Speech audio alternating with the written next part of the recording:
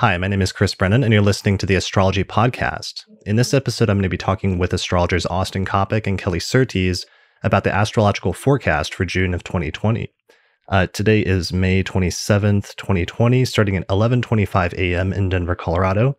I believe this is going to be the 257th episode of the show. And let's go ahead and get started. So, hey guys, welcome back. Hey. All right. So for those watching this on YouTube, we're going to spend probably the first hour recapping the past month, talking about some recent news and events. And then about an hour into the show, we'll probably jump into the forecast for June. So if you want to jump straight to the forecast, then just look at the description below this video or on the description page for the audio on the Astrology Podcast website, and you'll find a timestamp to jump straight to the forecast.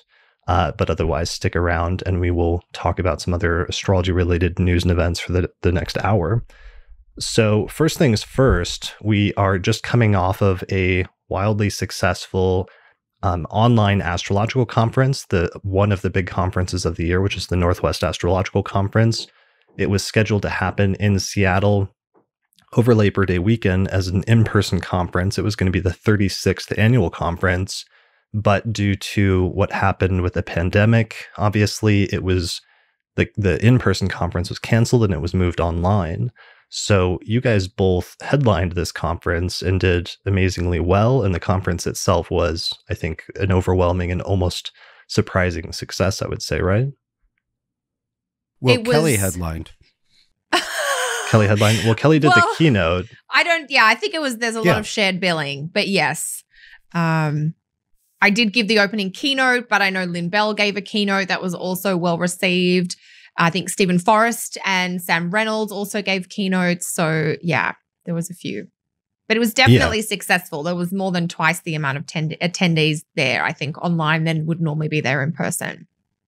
Sure. So it was usually there's 300-400 attendees tops if it's maxed out in person, but this was at least 600 people were watching your keynote live. I remember, Kelly, at the beginning. And overall, when you factor in speakers and everything else, it was upwards of 800 or 900 people. Yeah. Yeah. And that was really evident in the number of people at each talk.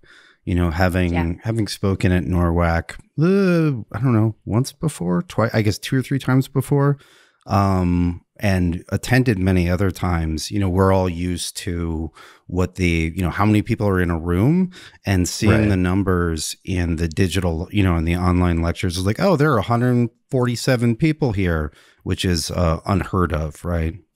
That would be, what do you think the biggest normal lecture for the in-person NORWAC is? Maybe if you get 80 people, that's, I believe the term is fuck ton, right? If you're doing it live at the hotel.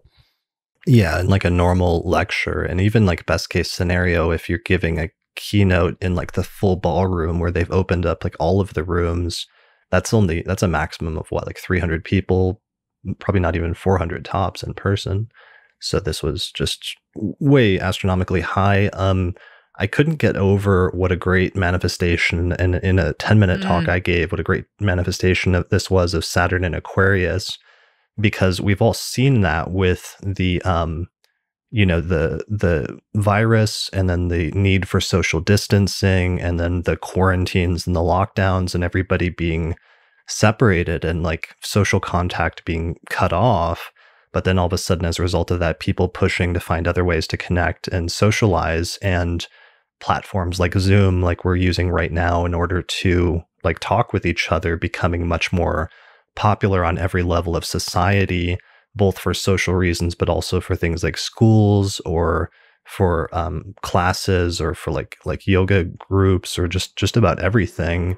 And NORWAC, when Saturn stationed at 1 degree of Aquarius this month in May, and NORWAC being the first time that a major in-person astrological conference that's been around for 30 years suddenly was moved online successfully, and seeing the dynamics of that was really striking to me in terms of this transit. I was attributing a lot of that to an early manifestation of Saturn in Aquarius.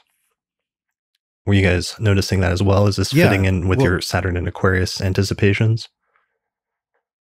Well, I think there are a couple things. One, yes, Saturn and Aquarius, but especially Saturn and Aquarius in a square with Uranus.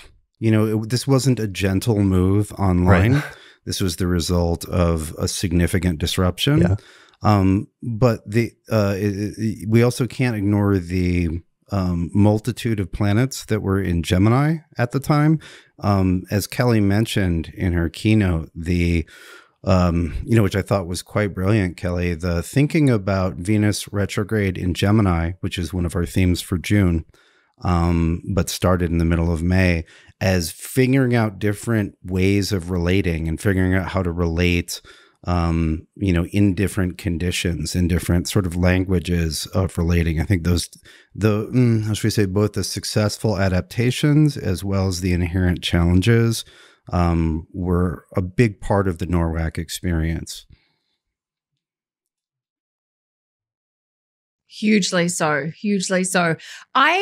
One thing, in addition to what you're both saying, which I completely agree with, I realized I had never actually seen the birth chart for the NORWAC conference, which I think, Chris, you displayed in your talk. Right. And that was really striking because it has, I think, an early Leo, like 1 or 2 degrees of Leo rising. So not only was Saturn stationing in early Aquarius, but it was directly triggering the descendant in this particular chart. And to your point, Austin, yeah, it wasn't like Laura decided a year ago, let's try online and see what happens.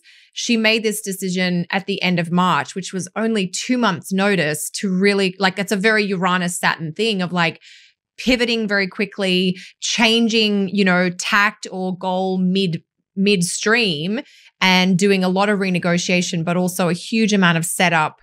There was no technological infrastructure for this in the middle of March, but somehow they managed to get the right people in to do everything that was necessary. That, not only was it a great feeling, but it was my experience as a presenter, it was very smooth technologically. I don't know if that was the same for everybody, but it was very consistent, very easy. Yeah, they pulled it off pretty well. There's no major mishaps. There were, of course, figuring out how to have the social component that you're missing from an in-person conference online was one of the challenges, and there were certainly some things still to be worked on, but it was interesting seeing how some of that could still be possible, and you could still have connections between people, even at a distance, and create a sense of community and individual connections between people through the live chats. Like the live chats during the conference was one of the most interesting things for me, because even though we're used to that, for example, here where we have an audience of about 116 people who are patrons that are watching us record this episode live and sort of interacting, seeing that in a conference format and seeing people like talking about what the presenter was presenting live was new and not typical, because typically you're all sitting in a lecture room together, just sort of like taking in the lecture, and occasionally there'll be like a question or a Q&A or something like that, but it's somewhat limited. This was like an ongoing discussion where like Sam Reynolds likened it to like almost being able to hear each other telepathically as you're sitting in the lecture room together. Yeah, and that's a unique feature to being online, because you would never get the chance to express those thoughts midstream if you're participating to a lecture, listening to a lecture live, for instance. Right. And do you both think that that was primarily a good thing? Because a number of people complained about not being able to focus on the lectures because literally 100 other people were just narrating their thoughts. Yeah. I do think there was some challenges with it. I would agree. Even as a speaker, I noticed this at one point in my keynote where I actually had to hold my notes above the chat box because I just wanted to stay in my zone without, I guess because I'm used to teaching online where there's a level of interaction. I just had to remind myself, just deliver your thoughts and ideas here, Kel. You don't have to, be interacting in the way that you normally would. So I think there was just a little bit of, I had to just slightly adjust my approach because I did hear some feedback that some people found it quite distracting. And I just found it useful afterwards. Like I only did like a 10-minute talk, so I didn't get the full experience that you guys did, but I closed it during that and then went back and looked after in order to see how people were reacting to the talk sort of after the fact. And I found it useful for that, or in some talks, it was a little bit more obnoxious than in other talks where the audience was a little bit more low key, or there were interesting insights that were coming through the chat, but it could be a mixed bag. Yeah. And it's tricky because people do want to connect and they do want to interact, and everybody has a different level of desire for that connection while they're learning. Some people prefer to have the constant connection, and other people prefer just to soak in, one thing at a time. And I guess it was everyone had to make different choices about how to manage that for themselves. Right. That's definitely one area certainly to work on in the future, and whatever online conferences, or if we ever did something, we've always talked about doing like an in-person thing. But figuring out how to have that social component for an online meeting is super crucial. When there were lots of shared sort of breakout rooms, and they did sort of collective, almost a wandering the halls of the hotel type shared room as well, which I thought was good, to make space for discussion and whatnot outside of a formal presentation. Yeah, and shout out to West Arteray, who actually went to the hotel and did a live stream from the hotel for us, for those that were missing it and got nostalgic about this hotel that Norwalk has been at for like 20 or 30 years. Oh my goodness. Which is, that likely the most remarkable thing about that hotel is that Norwalk has happened there. But so just back to the sort of chat component, which is not present when you're giving a talk online. A few people might whisper, or excuse me, which is not present when you're giving a talk in person. That would have been very different if the class sizes were not huge. That's true. Right? If it's like you were saying, Kelly, it's one thing if you've got like 30 people or whatever, and some of them are chatting, you can like track the chat as a speaker and integrate some of what's coming up, and it can be really helpful. But when you've got like a tight hour, 15 minutes, and you're trying to cram it all in there, and there are like 140 people, and there's lots of stuff that you couldn't possibly cover, and there's lots of off-topic stuff. It's different. It becomes a liability rather than an asset to have all of that. Not dialogue, because it's not two people, but multi-log just scrolling by you. Sure. Yeah. So let's not get stuck on this for too long. Were there any other things before we move on about Norwalk that you guys want to mention that were notable or important? I saw some amazing, I didn't see a ton of talks because honestly I was preparing for mine like I usually am, which unfortunately was on the very last day. So of course I'm like preparing all the way until halfway through the third and final day. But I have, one of the cool things about this being an online conference is that when you bought a ticket, it also gave you 2 weeks of access after the conference was over to go back and watch any lecture that you want. So I've been going back and catching up. I did get to see Bear Rivers talk live on intersectionality in astrology, which I thought was amazing. I've gone back and watched Diana Rose Harper's talk on natal astrology as radical self-care, which I thought was really good and interesting. And I'm interested in talking to them both on the podcast at some point. I started watching Caitlin Coppock's talk on astrology and magic yesterday, and that was amazing. And I was just telling you, Austin, before we started recording, that I wish she had came with you. She decided not to come with you in the trip last December or last November, because otherwise she would have been a great addition to that talk we did on astrology and magic. So hopefully at some point we can do that again in the future. She has crazy design skills. You were mentioning about her PowerPoint just being off the wall. Yeah. Making me feel terrible about everything I've ever done in that format. Yeah, exactly. Making all of us, showing us up. So I saw some really great talks. Did you guys see any good talks or anything that stood out for you in terms of lectures? I literally didn't see anything except Kate's. I was like you. I was working sort of up to the last minute on everything, and I just as a brief aside, one of the things I thought was really interesting is that it felt like conference energy, like super stimulating, potentially fragmenting, but like very up conference, like energy. Like there's a certain positive mania that you get from conferences. And I was surprised that by, just tuning in via my computer, I could like connect to that, and that was good. Right. But I actually needed to shield myself from that so I could focus on my little things that I was supposed to do, and just think about that. But I was really, it was interesting how much the conference energy was there, to connect to or to retreat from. Totally. That was one of the biggest things I was surprised about, that they were able to recreate in the online conference. And I guess that's the hardest thing to attempt to convey now after the fact, that somehow they pulled that off and recreating it, however that happens.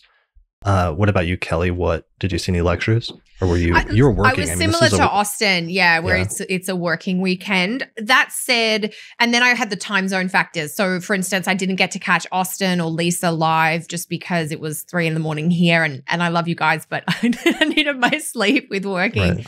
So I'm very excited to hear theirs. I did catch part of Demetra's talk on the Friday about, I think, advanced dignity, to do with the triplicities and the terms. I always like hearing Demetra, but I was able to catch on Sunday night.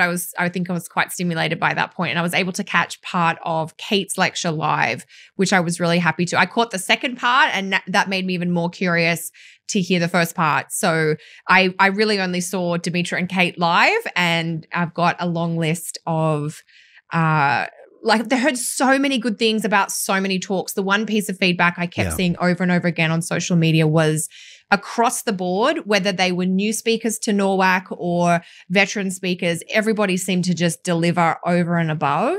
And that makes me, it actually made me so excited that even though I do have access for 2 weeks, I decided to spend the extra $100 and buy the recordings, just so that I have a little bit more time to get through. Because I'd really, there's so many wonderful speakers, and there was such a good mix in the speaker lineup this year between so many more fresh speakers, new speakers coming in, people we haven't seen on the Astro speaker circuit, Bear River, Diana Rose Harper, just to name a couple. But I know there were a lot more as well. I don't know if you guys can remember. I know we did a good shout out to all the speakers last month, but everybody's just got amazing feedback. Yeah, it was really good. And that's what's important about NORWAC, is they always give new speakers, like oftentimes new speakers in the astrological community get their start at NORWAC. I started out volunteering in like the bookstore in 2005. And I think in 2006, I gave my first talk for NORWAC. Austin, was your first major conference talk at NORWAC? I believe it was, wasn't it? In terms of the astrological community? Yeah. I think I spoke at the Esoteric Book Conference before NORWAC, but I think NORWAC was the first astrology conference talk I gave. Yeah. And then Kelly, you, of course, had already given talks at major conferences in Australia for the Federation of Australian Astrologers before. I had, and I think I applied under the new speaker program for UAC 2012. So my first big talk in the US, I'd spoken at the SOTA conference in like Toronto, Buffalo prior to 2012, but I actually spoke at the UAC 2012 in New Orleans as a new speaker. That was where I first crossed paths with Laura, and that's how that you and I were just figuring out that's how I got to NORWAC the year after. Right. You actually just shared like an old photo with me on Facebook today from 2013 that is like this is vintage. Hanging out, talking, and becoming friends at NORWAC 2013. And then we talked so much at this conference that we went home and like immediately recorded like 3 different podcasts in a row together, which are some of the earliest, like the first 10 astrology podcast episodes. Yeah. Way back in 2013. So that was a while ago. Long time ago. There's all those memories. Like that was just a Facebook. I was like, oh my God, Chris still has hair. And somebody shared a photo of the two of you, I think, like almost from that same timeline recently. Yeah, that was a less good photo when I was like further into my Saturn return. And it was also like at the end of a conference. So I'm not going to share that one. You're not going to share that one. Okay. Well, I don't know. Do you have it in Austin? I don't have the link. I don't know. And I think that photo that you just shared, Chris, I don't know if I should reveal this. I think it was about 3 a.m. Yeah. That was. Like it was very late on the last night, the classic late night foyer chat. Yeah, because I think we were the last 2 standing at that conference at like the very end of the final day. Yeah. So good times. Good memories. Yeah. I mean, this is what happens at conferences though, isn't it? You meet people, you connect, you form your little crews, and usually stay up late on the last night drinking. I mean, other people do it every night, but I can only do it on the last night. So we'll see what happens next year. the jury is still out on ESAR 2020. They did earlier this month have a public panel where they invited me and a few other speakers to like discuss what was going on publicly in front of an audience of like 100 ESAR members, and there was a lot of different pros and cons being kicked around, and they were talking about not being sure if even the state of Colorado will be allowing gatherings of that size by September. So a lot of stuff is still up in the air, and they're saying that they will not make a final decision until June or July. So we'll see what happens with that in terms of whether there's going to be another big astrology conference later this year in September. And of course, we'll see what happens with NORWAC next year in 2021, since it happens every year in May, and whether that will be an in-person conference or whether that will be online again or some mixture of the two.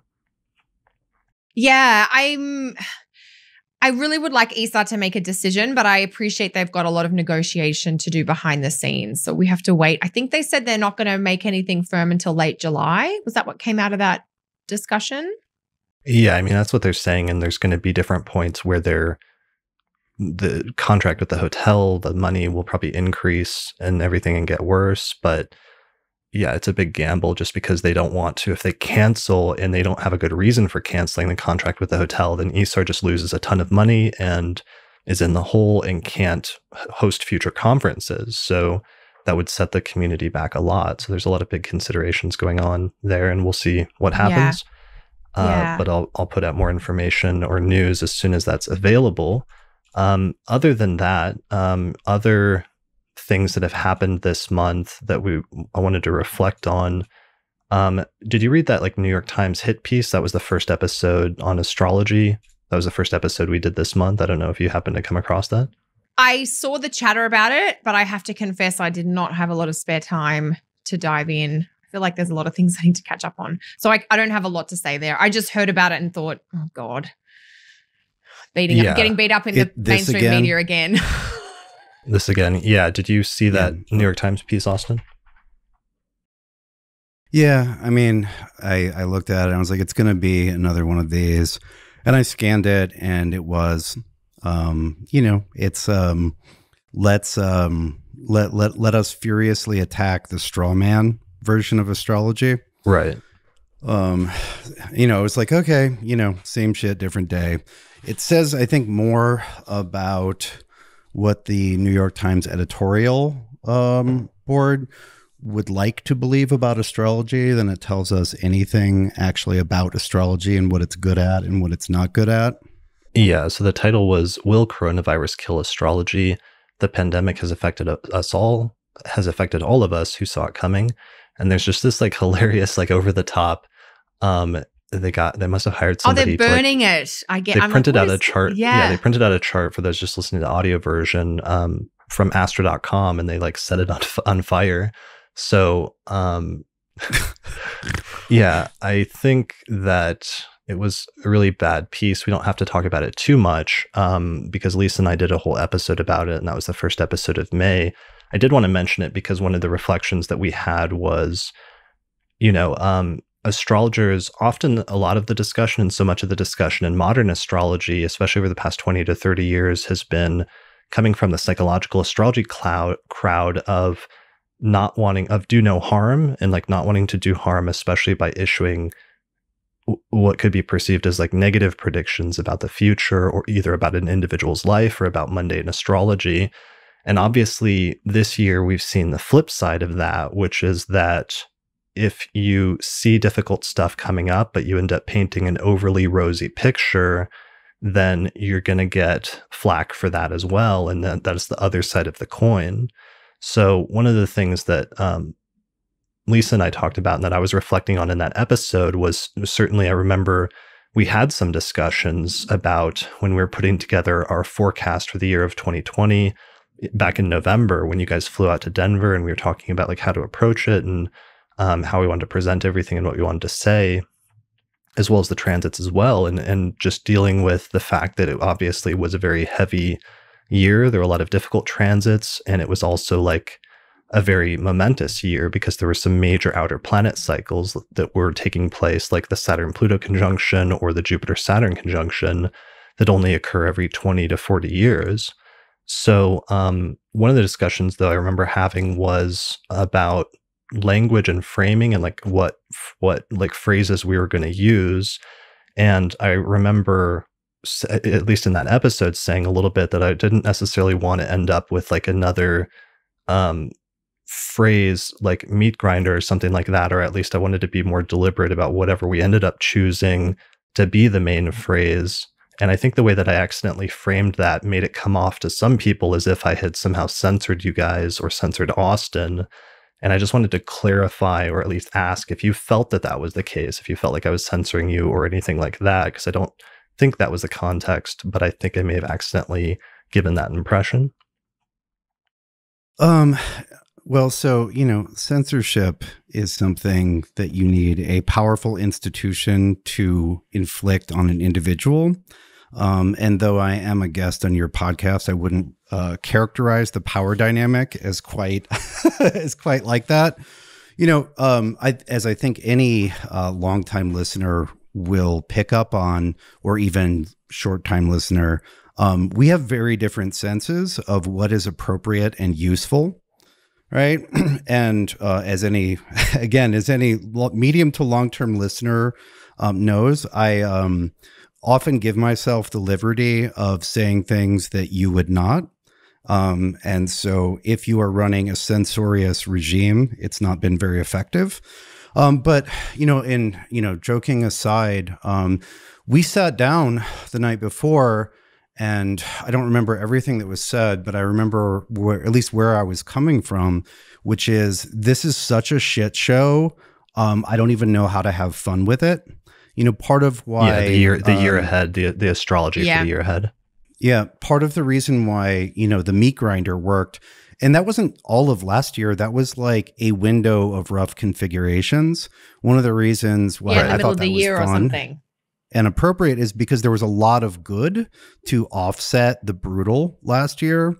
Whereas one of our biggest problems with 2020 is that there's very little good to offset the difficult, and that's represented technically by the benefics being afflicted and in rough places almost the entire year, right? And so, it was sort of like, I don't know if it's appropriate to have fun with this, or I don't know, right. We were basically like, how do we break this jokey? As politely, or how should we say, as diplomatically, but honestly as possible, because this is a bunch of bad news. And you remember, we were doing this in the last days of Jupiter in Sagittarius. Even though there'd been a lot of difficulties in 2019, there were a lot of things that were going well. Right. And so, people weren't ready for just like a complete hammer blow. In retrospect, like looking back at what I wrote and what I said on the Astrology podcast and in my half year ahead with Gordon White on Ruined Soup, I don't feel I don't feel like we sugarcoated anything. We didn't necessarily twist the knife, right? Which maybe, I don't know, would be appropriate. I don't think so. It's bad enough that we have to do it, right? Yeah. We don't need to like. I just feel it can sometimes get like almost distasteful if an astrologer goes like too far, is like over the top in terms of the doom and gloom. Yeah. Yeah. Well, and so one positive thing about the terrible skies and earths of 2020 is that I think this has semi-permanently shifted the framework, almost like a weird astrology Overton frame or Overton window for what is appropriate and useful to talk about. And that more people are now interested in like, well, is there something really rough coming up? Because it would actually be much more helpful to have an idea of when things will be difficult, rather than sort of, sugarcoating things. It was interesting, Chris, the way you framed it as do no harm, right? Setting a falsely positive expectation can be a form of harm, right? So, for example, if I know that there are there are like caltrops, right, which are little spiky things on the ground. If I know that the ground is covered with spikes 100 feet ahead, and I just reassure someone and tell them that they're great, and that they can do anything, and then they get a big metal spike through the foot, you know, I did harm by should we say, it's a sin of omission, right? To not mention the potential, or the likely difficulty of the road just up ahead.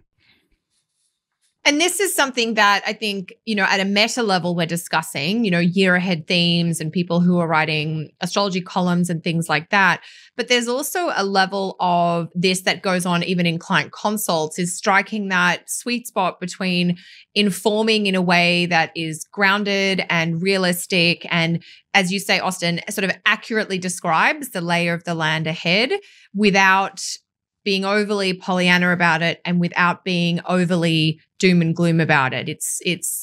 And that's really where the skill is. And I think that's something that every time we sit down to do a show, or every one of us sits down with a client consult, it's trying to really hit that sweet spot. Sometimes astrologers get it really, you know, you're on it and it's great. Other times you might go a little bit too, maybe I was a bit too harsh, or maybe I didn't describe the challenges enough, and constantly just having to check back in and reflect and aim to be more accurate going forward. Yeah, definitely. And then there's a separate easy issue about what your client or what your audience hears and like how they perceive what you're seeing that's sort of out of your hands.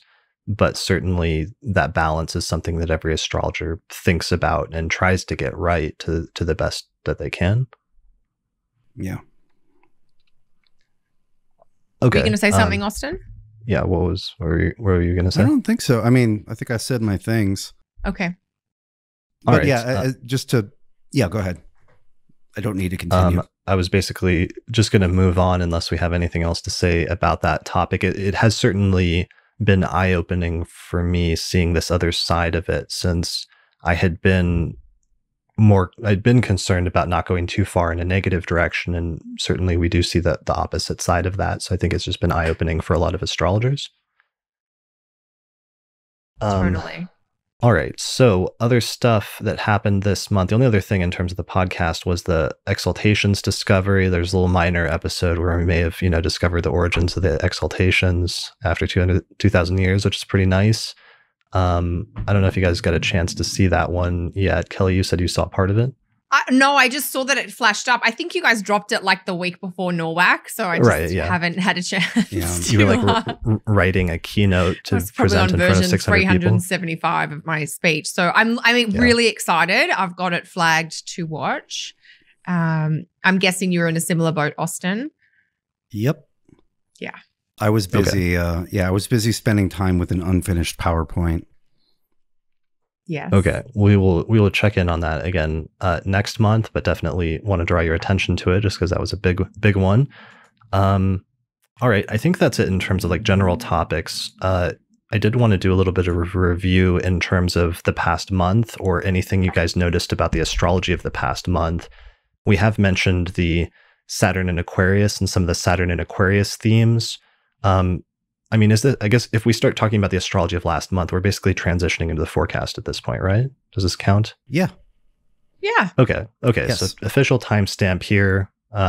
Whatever we're in 30 minutes into this episode, we're going to start talking about the forecast for June, starting with a little bit of a review for May, partially because some of those transits that started in May are still carrying through at this point in June.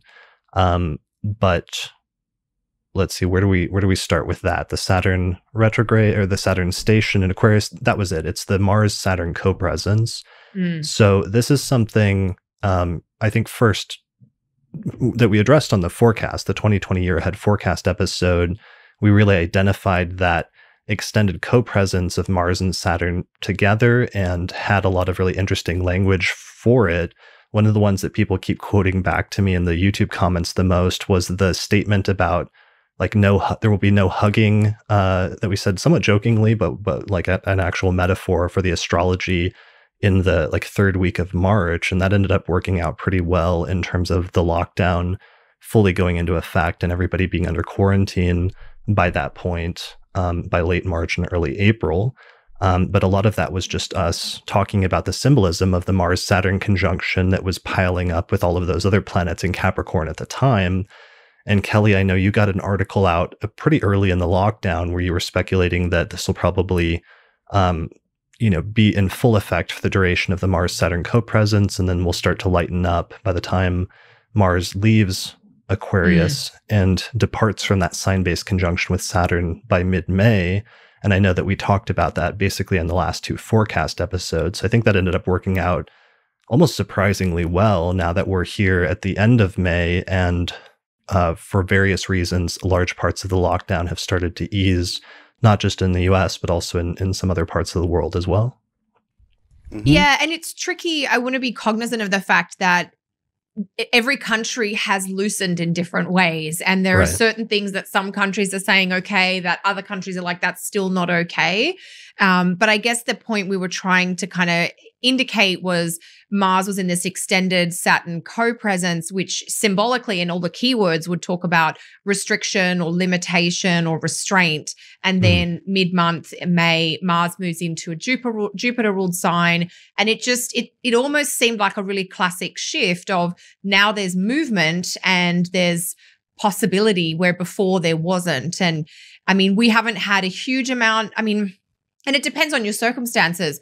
We're in Belgium where a number of restrictions had lifted, but because we're here connected to military organizations, they've kept restrictions quite strong. So it does, but I think the general tone is there's just generally maybe a lifting of some of that intense fear that was so strong while the Mars-Saturn co-presence was going on. It's not gone completely, and everyone's got different levels there, but it does feel a little bit more like we can think a little bit about the future now, where before it was almost like day-to-day survival. Yeah. There's been a significant trend towards loosening since the Mars-Saturn got out of that co-presence. How did you feel about it's not that, Austin? That everywhere like, do you still... Sorry, we're having internet connection issues if ever it seems like I'm talking over you, but how did you feel? Like, because I still have this experience, and I don't know if it's just me, but like sometimes when astrology works and like you see the symbolism, you see it coming up ahead of time, you know what that means in general, but then seeing how well it sometimes plays out and fits the symbolism to a T when you actually then 2 months later experience the actual event, I still always really get a kick out of and am somewhat almost surprised at, if surprise is the correct term. Did you have that experience this month, Austin? Or how would you describe it? Maybe surprise isn't the right word.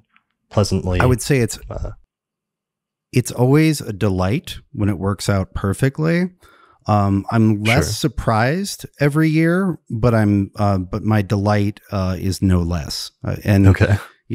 Often it can be a case of astrologer good, even when it's a bad thing, but it was exactly what the astrology predicted. So there's at least a weird satisfaction, even if it's an unpleasant event.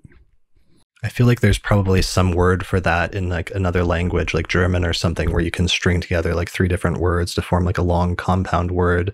If anybody can come up with a good one for that at some point, the satisfaction that one gets from seeing a prediction come relatively true relatively well. I think if we could come up with a term for that would be nice. But so we've seen a loosening of some of the restrictions in May. One of the things I thought was actually really interesting about that is that didn't necessarily mean some of the restrictions were loosened, at least in the US, partially due to like political debates and things like that. And it's not necessarily the case that restrictions, I mean, we don't know yet. This is what we're going to find out basically over the course of the next month or two. It's not necessarily, the astrology wasn't saying necessarily whether restrictions should be loosened, but it seemed to be saying that the restrictions would be loosened around May. And I think that's kind of an interesting and important distinction that I was kind of ruminating on a lot this month as I saw some of the debates that were happening in the news and the things like that.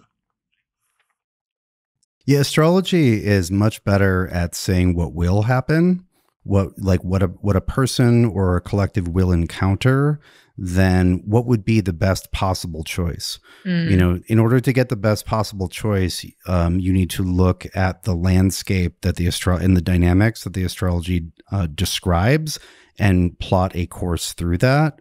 Very rarely does the astrology give you the right answer. It gives you the map, right? A map is different than the one carefully threaded path through it. Right. That's a beautiful distinction. Yeah. So we had the loosening with the Mars-Saturn co-presence clearing up. We also had the Venus retrograde station start. We had Saturn, of course, station retrograde. We also had Jupiter station retrograde. And we are now about to be, once we open up June, about halfway through the Venus retrograde period.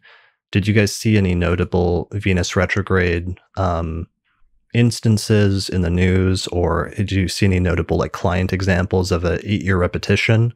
Like for me, the exaltation thing ended up being an 8-year repetition because it was 8 years ago that Ben Dykes and I got together around this time of the year, and we made the discovery about the planetary joys scheme, which showed how the 4 classical elements of earth, air, fire, and water came to be assigned to the signs of the zodiac, as well as a bunch of different concepts that were like built into the foundations of Western astrology. And that was a really big discovery at the time, which I published a paper on titled The Planetary Joys and the Origins of the Significations of the Houses and Triplicities, which you can Google and find online. But then this Venus retrograde in Gemini 8 years later, this repetition in the same spot of the zodiac turned out to be us getting back together and finding this other piece of the system kind of embedded in things, and realizing that the exaltation scheme is almost like a separate thema mundi or a separate planetary joys scheme that has certain things embedded in it in this very weird and interesting way. So that was my, so far at least, only halfway into it, is part of my Venus retrograde story. Mm-hmm. Well, and it's in your 5th house, which is a volitional house. It's a creative house, right? You're creating, you're creating work, et cetera, et cetera.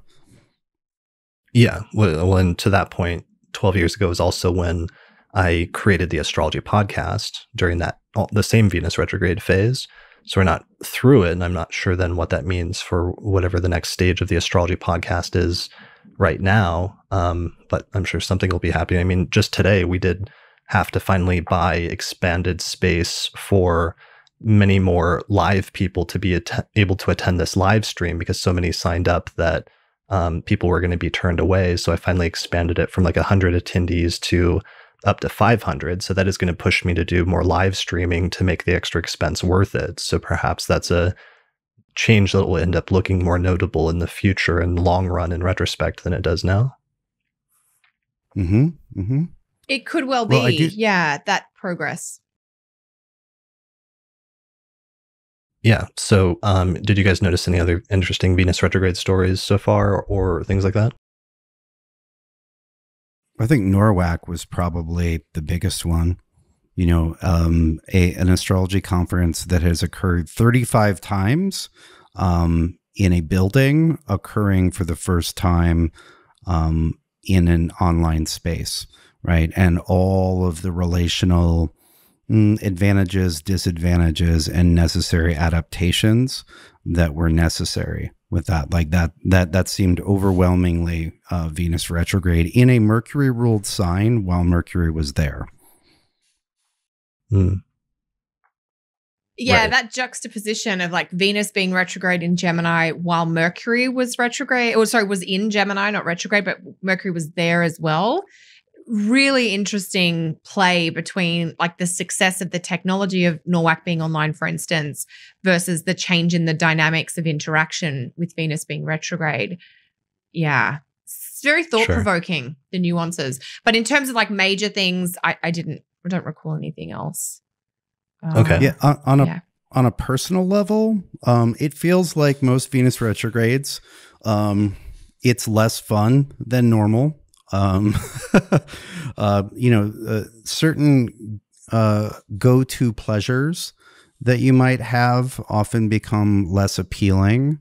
If Venus provides the sweetness, there's a certain lack of, of sugary delight, just available ambiently. This time I decided that I would very formally adapt to that. And as I was saying to my patrons a couple of weeks ago, Venus, when retrograde, Venus doesn't offer doesn't offer the same sort of consistent pleasures that are possible during the either of the direct or either the morning or evening rising. Venus is in the middle of an often complicated reconfiguration and isn't simple and accessible as a source of harmony or joy.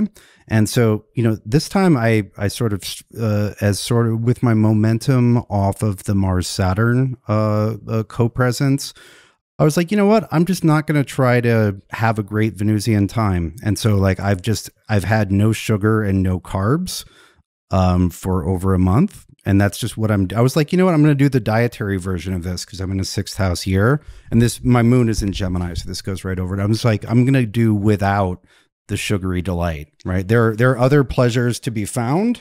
And the Venus store is stocked with some weird stuff. When I was talking with my patrons a couple of weeks ago, there was I was talking about these ideas and just sort of this approach. And I was talking about how sometimes, when you go to Venus, you go to do something that is harmonizing or sweet or nice. Sometimes you get an unexpectedly complicated result. And one of my patrons shared I can't remember who, I apologize, shared a story about staying with some friends and how there was a kind of a relationship kerfuffle that was that was catalyzed by one of the people baking a nice food for everybody. And usually baking a nice food is a socially harmonizing thing. Hey, everybody, I made us a pie. I made us muffins. I made us a cupcake. But instead, this ended up catalyzing a conflict or a relational shift in process. And I was like, it's such a good example, right? And it's not that it may be that relational shift had needed to be addressed during this time period and will be ultimately for the good. But in terms of, that day's experience, I made everybody a cupcake, I made everybody cupcakes and it made things worse. Right. Mm. Sure. Yeah. And we're, like I said, we're only not even halfway through it. We're about to be halfway through it. So some of the Venus retrograde themes still, I'm sure, will become or continue to become apparent as the month moves forward and as we get towards the end of June, where Venus will eventually station direct. Okay. Yeah, I think one of the go ahead. I was just going to one of the things going forward. Us. Okay. Okay. Do you want to talk about the Venus retrograde in June in another section? No, I mean, that's the very first thing. So let's just open it up. I was just going to throw the calendar for June up on the screen for those watching the video version. So this is the outlook from our year ahead calendar of just the major astrological alignments in June. And on June 3rd, we actually open up with the Sun-Venus conjunction with Venus retrograde, literally exactly halfway through its retrograde cycle. So that's really the first combination that we have to talk about this month, is that we hit the halfway point right at the top of June. So this is actually a great time to check in about the Venus retrograde. So what were you saying, Austin? Oh, I was just going to say, one of the things that I expect in June is for the Venus retrograde to correlate with which is already beginning, an initial and unsustainable wash of spending that will make the various economies look stronger and as if they will recover more quickly than they actually will. There are a number of financial analysts that's already happening. Who are the stock market's just like behaving bizarrely with rising and rising and rising in the US, even though the economy recently like grounded to a halt, and there's obviously like major cracks all over the place. Yeah, and there were cracks before this year began. You know, this isn't striking a stone with a hammer. This is striking a rotten fruit with a hammer. But yeah, a number of financial analysts have predicted a dead cat bounce in June, which is when the market, the actual economy, doesn't have any strength in it. But even though that term is delightfully ghoulish, I didn't come up with that. No, that's a stock market standard term. It's standard. That's not an Austin it's that, like, even something that is totally lifeless will bounce if it hits the ground hard. And it's basically, you know, an indicator of false health or false vitality. And that when I heard some analysts describing this, I was like, that fits the time frame for June perfectly, because we have the Venus retrograde, which is going to, you know, the Venus retrograde, when it does give sugar, right? When it does give some sweet returns or what seem like profits when there's spending, you know, it's often not, it is not an indicator of a stable pattern to come. It tends to be an aberration. And then the end of the month, we get a lot of really challenging things, and we begin one of the three negative tent poles, the three shit shows that 2020 has planned, and the second quarter numbers will come out everywhere economically, and those will probably be devastating. And so, you know, this Venus retrograde, first couple weeks of June, correlating with that dead cat bounce, makes a lot of sense. You know, the financial and the astrological seem to be saying very much the same thing there. Yeah. How are you feeling about all this, Kelly? Yeah, look, I definitely agree. I think that we have not seen the worst economically yet, unfortunately. And the first half of June, one thing I was really struck by when I sat with June is, yes, Venus retro for basically the whole month. Venus doesn't go direct till the 25th. So there's a sense of just being suspect. There are some things that aren't ready or aren't as stable as they might initially appear. And I think feeding into that, especially in the first few weeks of June, is that we've got these, Venus and the Sun are kind of running together in mid-Gemini, and Mars is getting closer and closer to Neptune in Pisces. And there's sort of this undertone of Neptune in the first couple of weeks of June, where given that Venus is invisible, so close to the Sun, and planets are dealing with Neptune, I just wouldn't trust the way things seem to be, that it may seem great, as you're saying, Austin, like everything looks rosy, but it doesn't make sense that it's still this shiny and bright given everything that's gone on. And as the fog clears and the Venus retrograde unravels, we're going to see some truths that will indicate this almost idyllic wishfulness is absolutely unsubstantiated. Yeah, I mean, and just to give the overview, because I liked that we started doing that and then you started doing that, Austin, it seemed like the overarching themes for this month are that we have the second half of the Venus retrograde in Gemini, first and foremost, but then also eclipse season begins this month, and we also start to see the effect of the recent nodal shift, which starts to be felt, which is going to start shifting us towards eclipses in the Sagittarius-Gemini axis. And then finally, by the end of the month, we see the return of some of the tensions in cardinal signs, especially in late June and early July, when we have Mars moving into Aries, and then in early July, Saturn retrograding back into Capricorn. So we have a return to some of those like cardinal tensions that we were feeling between especially March and April and early May, which may be a sort of prelude to September and some of the culminations around September, around the time of Mars stationing retrograde in Aries, square Saturn, Pluto, and Jupiter. Yeah. Would you guys say that's an accurate thumbnail overview of June? Yeah, absolutely. By the time, yes, I would say that is accurate, and we'll deal with the individual factors as we get individually. There. I mean, the other thing when you were talking before, Austin, too, and to your point further as well, Chris, the first eclipse is June 5th, just a couple of days after the Sun-Venus conjunction. And it's in Sagittarius. And this is kind of the first substantial thing. It's a lunation, but it's just a bit of Sag activation, which I think kind of feeds into that optimistic, maybe without reason to be, but the idea of trying to see, definitely wanting to look forward. And I can understand that. I mean, I'm definitely like, when can we start thinking about the future again? But it's a south node eclipse, so it may not have the solidness underneath it that we would like it to have. Yeah, and that's a good one. What's interesting, it's a full moon. So we got a full moon in Sagittarius, which has that vibe and that energy in and of itself. But this is also another one of those ones where we always debate when it's like just on the outside of being in an eclipse. I mean, I usually tend to be more liberal in saying that that's probably close enough to be an eclipse, especially since the nodes change signs. Are you guys at all, do you fall on one side or the other on that? Well, it's an eclipse. It's a very weak eclipse.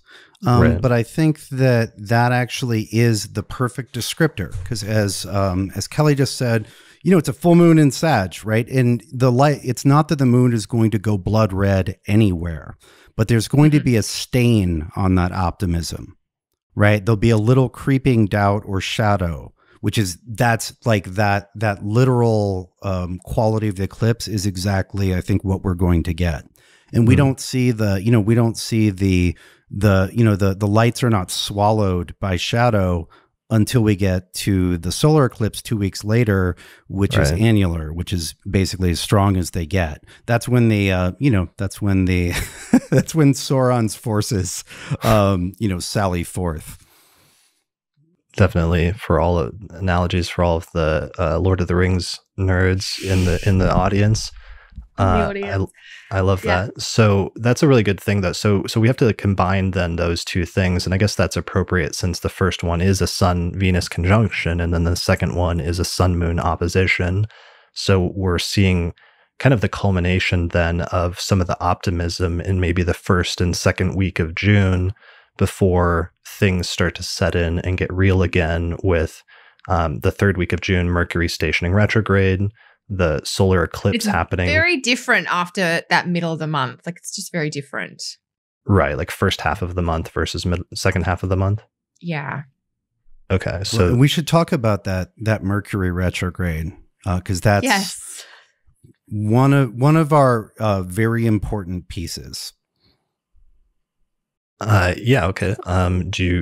So that's really, I mean, after the eclipse in Sagittarius, that's really the next major thing that I have on the calendar. I mean, there's also the Mars-Neptune conjunction, which I think occurs around the same time or maybe a little bit before that. But what's going on with the Mercury retrograde, or why is that retrograde important aside from just being one of our 3 retrogrades this year? Right. So with Venus in Gemini, Mercury is the ruler of Venus. So we have, for about 10 days after that, we have retrograde Venus ruled by retrograde Mercury, which gives us not a tremendous amount. We can say that the lay of the land will not be clear for a lot of people at that point. There's a tremendous opportunity for confusion. Now, even though Mercury may be confused there, it's not afflicted. There aren't malefics staring right at it. However, when we get to the end of the month and the beginning of next month, we'll see Mars move into Aries and then put itself into a harsh square with Mercury. Oh, yeah. So where Mercury is going is much harsher than the point at which it turns around. So that Mercury retrograde will bring nasty things, but not at first. Yeah, it's like the beginning of the retrograde initiates a review process, and the end result of that review process is some unpleasant endpoint. Yeah, and then Mercury and Mars will spend a lot of time in a square in July, an unusual amount of time. And so that, and we will have Saturn on the very 1st of July retrograding back into Capricorn, which puts Mercury in a sign-based opposition with Saturn, while being in a degree-based square with Mars. in Aries. So both malefics very strong, and this Mercury retrograde is going to, and this Mercury cycle is going to end up configured to both, which is very harsh. But we don't see that harshness until the very end of the month. But we get, how should we say, we board the train in the middle of the month. Yeah, right on that Mercury station around the 17th and 18th of June, 17th, 18th, and 19th.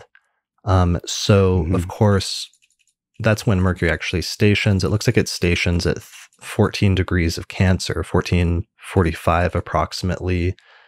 And it's going to retrograde back to, what's the degree to 5 degrees of very early. Yeah, Cancer, 4 or 5.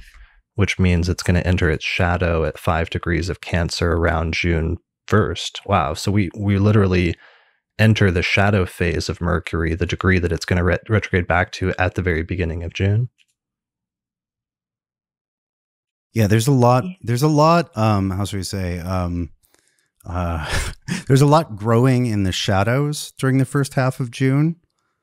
Maybe the good version of that is nutritive fungi, but there's a lot of fungi that is not nutritive. Well, there's a lot of things that fungi has to grow in to be, what it is. But so it seems like, though, if the shadow's already starting at the beginning of June, then a lot of what's happening in that seemingly optimistic part of June in the first week with the Venus retrograde conjunction and the eclipse, the lunar eclipse, then is what gets revisited. Because anytime you have Mercury passing over its shadow degree and then it eventually comes back to that, there's something that has to be revisited that took place at that time. So everything that takes place in the first week or two of June perhaps could potentially come back to and need to be revisited at some point at a later date. Yeah.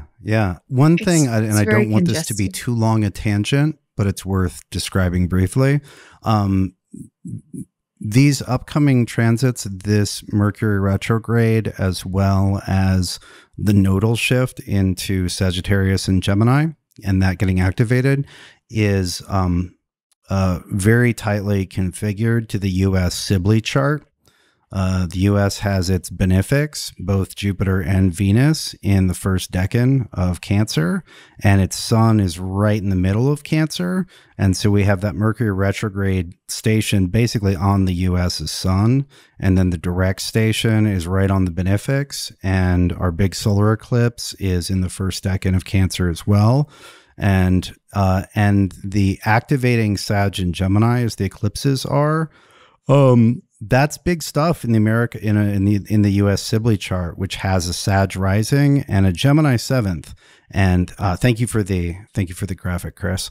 And we have Mars and Uranus in the 7th in the U.S. Sibley chart in Gemini.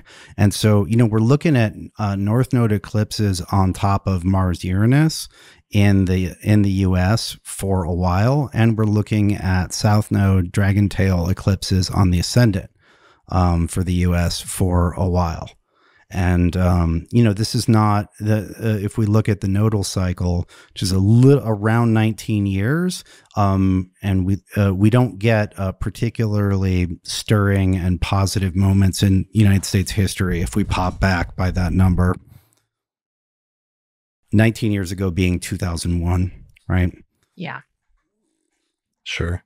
And there were other factors at that time. I'm not saying that will occur, but it doesn't help, is my point. It stimulates difficult portions of the U.S. chart.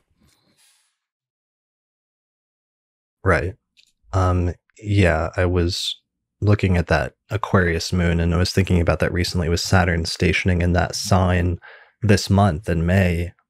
Stationing in the early part of that sign, but just, like the New York Times ran a front page headline the other day about how the U.S. is reaching about 100,000 deaths from the COVID epidemic or pandemic, and thinking about just the enormity of that in the context of something like a national chart.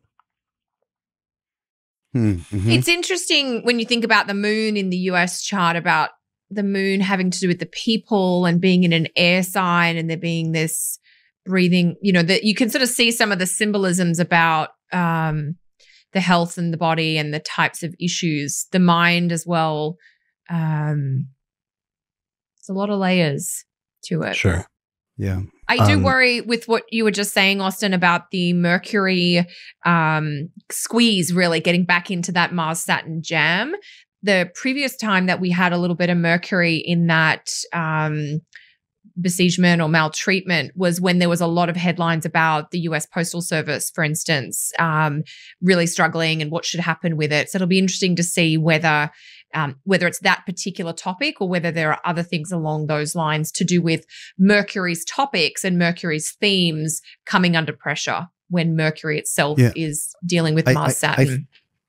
I think one of the ones that we can say pretty easily will be besieged is commerce.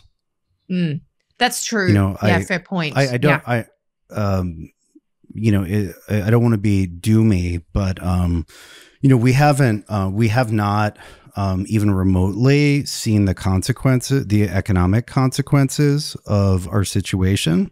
So here is, and I'm going to frame this as an unnecessarily negative Austin metaphor. This is the way my brain tells me things, right? I was saying the other day to Kate, I was like, it's a little bit like a nuke that went off 50 miles away. You can see the brilliant flash of light on the horizon, but the blast wave hasn't hit yet. And the blast wave is economic. And I think we have two big waves, one of which is end of June, first 10 days of July, and then the other one is in September. And that we're going to need to get both of those impacts to see where we actually are. Yeah. Yeah. And one of the ones I just released this month, I re-released an old episode that Nick Diggin Best and I had done on Venus retrogrades, which was like the main Venus retrograde episode that I've done on the podcast. And it was done pretty early in the history. One of the things that Nick talked about in that episode was things like sometimes during Venus retrogrades, like riots and racial tensions. And one of our listeners, Madupe, is pointing out in the chat that there's already recently, just happening in the past few days, protests in Minneapolis because of the murder, basically, of a guy named George Floyd by some police officers. Did you guys see that video that I think it just went out yesterday? I just saw it this morning, actually. It's horrific. Yeah, I watched it yesterday. It was like when I woke up yesterday, I saw it in my Twitter feed or on Reddit or something, and it's just really shocking. I mean, he literally is murdered on camera, and there's a group of people around that are trying to stop it and wanting to interfere and trying their best to, but they just weren't successful. And it was pretty tough to watch. I mean, well, and it's and behind that, how many, that's the one thoroughly documented version of that, right? How many times does that go undocumented, right? The overwhelming majority. Sure. So that's probably an important element of what's going on right now as well in terms of the Venus retrograde, and can be tied in with that. And we'll probably see a continuation of some of that story continue to unfold and play out as people demand justice for that. And one of the keywords that Nick Diggin Best used for Venus retrograde was challenging consensus, and what happens sometimes when the consensus reality, or whatever the consensus establishment reality is, needs to be challenged in order to change or revise something, especially as a result of something like an injustice. So that can be one of the more positive manifestations of Venus retrograde, even though sometimes it is the result of, or there's an event that causes it that's not necessarily positive, but is negative or is a tragedy. Yeah. I think that, I would give Mars in Aries for 6 months. I think that planet will take up the duty of making sure that every cauldron of rage boils over. And we'll get an initial dose of that with Mercury retrograde's configuration to that Mars in July. but then we'll get a double, triple dose in September and October. Sure. All right. So we didn't really go through this chronologically, but one of the things I did want to mention, or that we might want to focus on at this stage, which happens mid-month.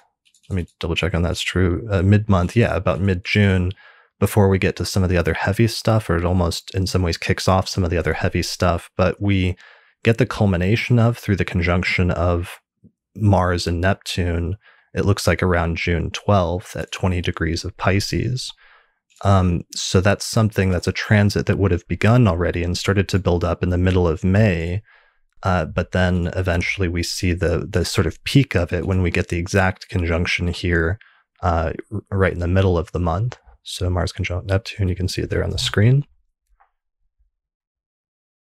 So Kelly, how do you usually delineate? What's one of your like archetypal delineations for Mars conjunct Neptune? I was just reflecting on what we were just talking about with the Venus retro and the yeah, so much there. Mars Neptune. Oh, okay. I often describe this. So often when I'm working with clients, sorry. If you had something to say, if you didn't want to move on, we could still linger on that. I think the only thing that I want to maybe just clarify, because I've been trying to think a lot about this, and you know, as a white person, it's so easy to say this is so shocking. But I think if you're a Black person, particularly in America today, this is not something that's surprising. And it's not something that's I mean, what I was trying to remember was there was a Black policewoman who, I think she was a policewoman, she was shot and killed in her home. And I was trying to remember when that happened. I think that was actually very close to the start of Venus retrograde. She was at home. The police came to her house looking for somebody else, and she was killed in the safety of her own home. So to your point, Chris, when you were talking about Nick's research on the Venus retro cycle, I wonder if it just brings it to a wider audience. But I know that there are parts of the population that this is their fear every day, an EMS worker. And so, yeah, I've just been trying to respectfully respond and think about this, knowing that I'm a white person, and it seems shocking to me, but for someone who's not a white person, who's a Black person or a person of color, unfortunately, this is more of their regular reality. Yeah. And that was something that was actually I really appreciated about this NORWAC, and that several of the new speakers brought a voice to and brought more of the focus towards, or discussions in, for example, like Bear Rivers' talk, or in Diana Rose Harper's talk about issues of like privilege and how astrologers discuss things that they take for granted when they have different backgrounds, where they just don't have the same struggles as other people, or where there's certain things that they take for granted that they assume everybody has access to the same things or has the same opportunities or what have you, and it creates a sort of blind spot. But I really appreciated the way that they introduced that and brought some from the social sciences, sort of more of that discussion into the astrological community in a gentle but also very important way, because it's something that probably has been missing, and that was discussed, for example, after Sam's keynote, because Sam Reynolds, a friend who's been on the show for a few times, has tried to play a really active role in trying to bring in and create more of a diverse audience in the astrological community, or at least hold a place for that, because he always knew that it was there. It just wasn't being represented properly or as much as it could be.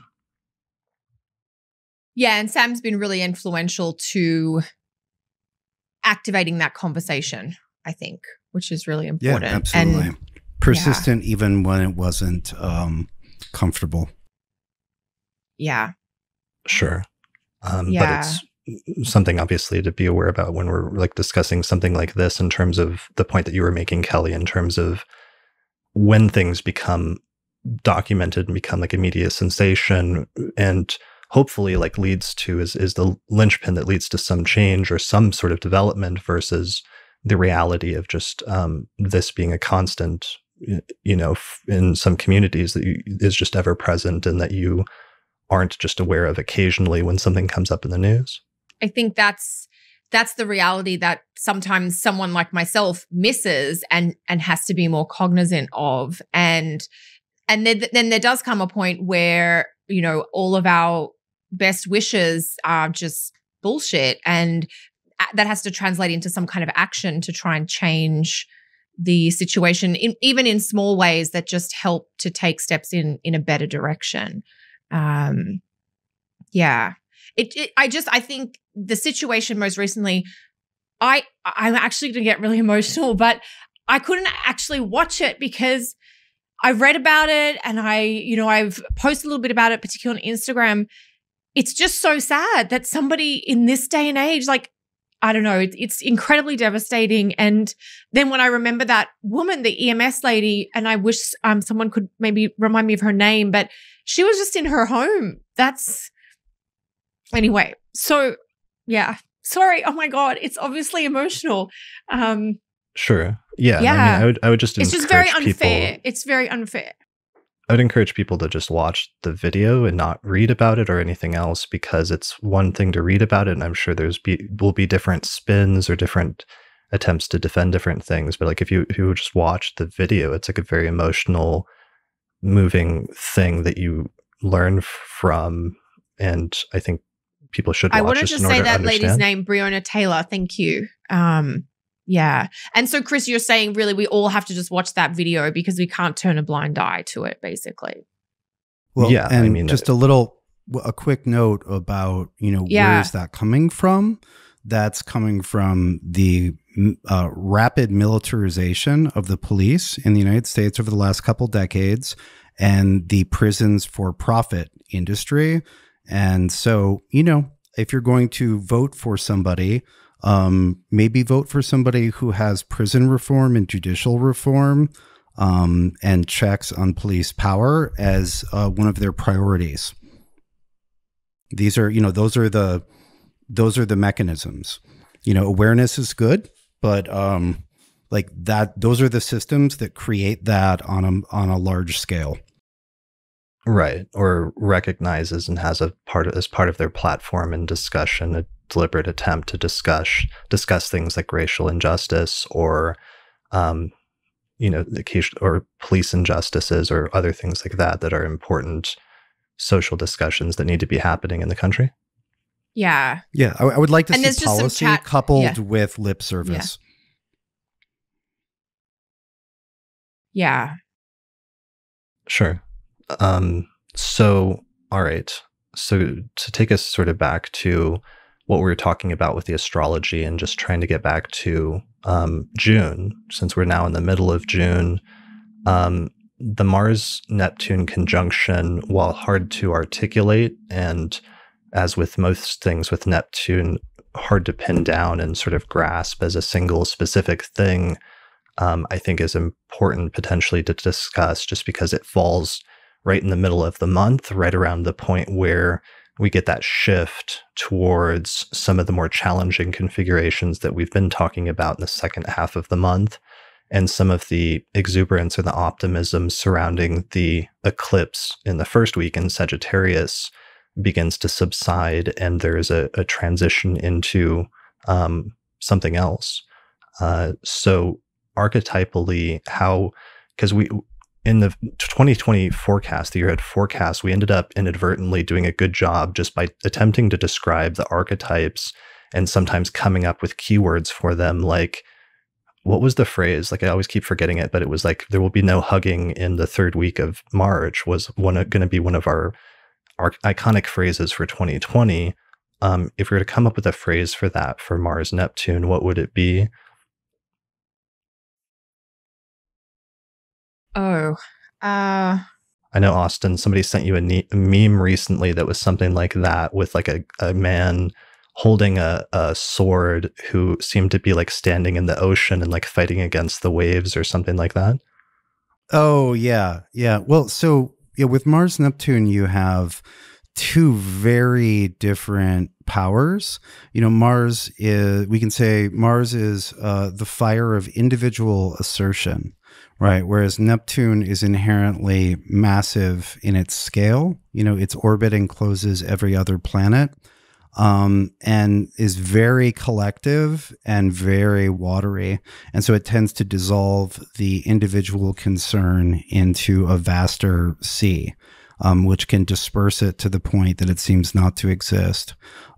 Just on a transiting level, Mars's conjunction with Neptune will often feel like Mars disappeared for a few days.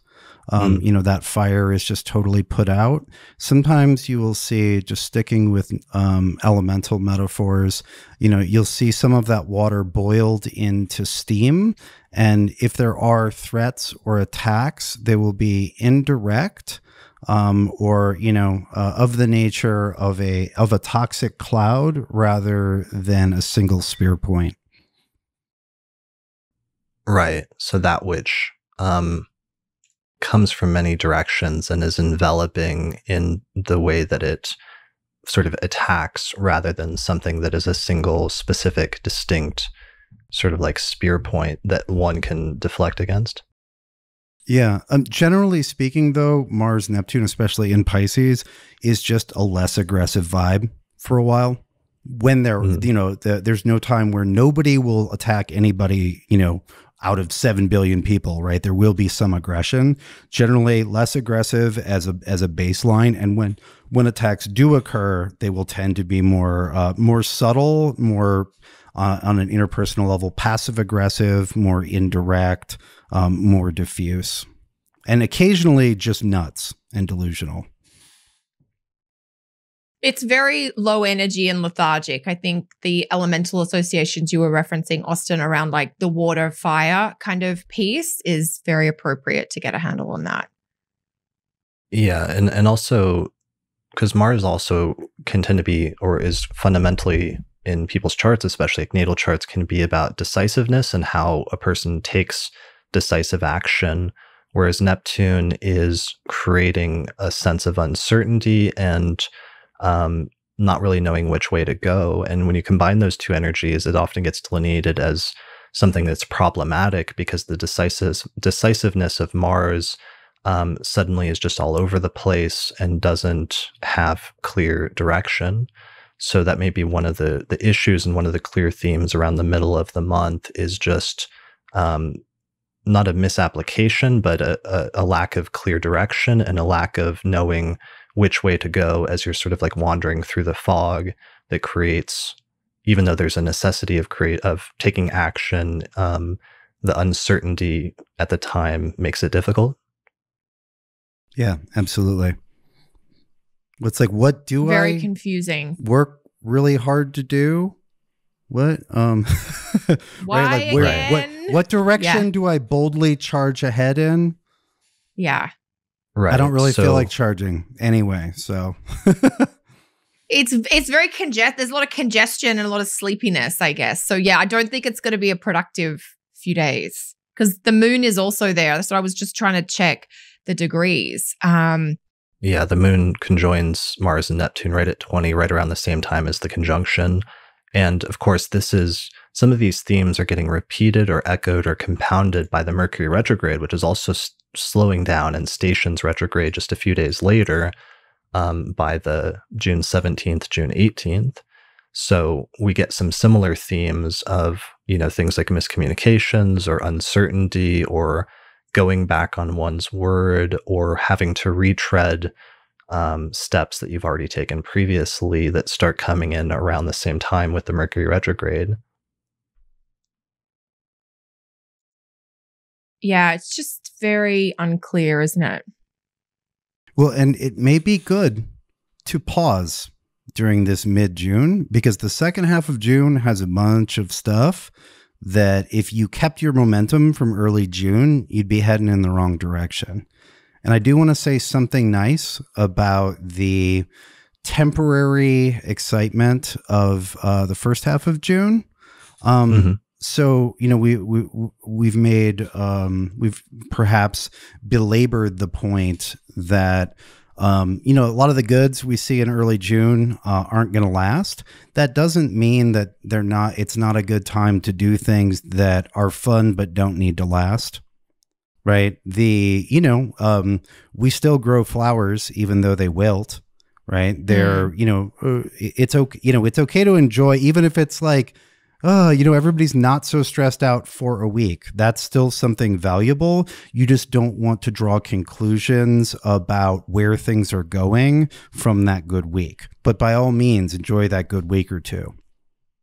Yeah, that's something I was saying for my month ahead subscribers for June, is that, it's okay just to have more of a flexible or a fluid period of time.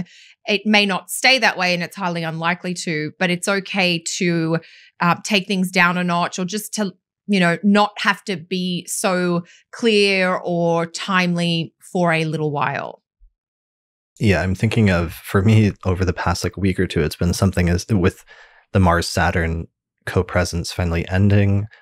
Is just something as simple as being able to get takeout again. Takeout food has been relaxing, or almost a return to normalcy, even if I know there's still other stuff going on, and even if we know that things could still take a weird turn, or very well may take a weird turn very soon in the future.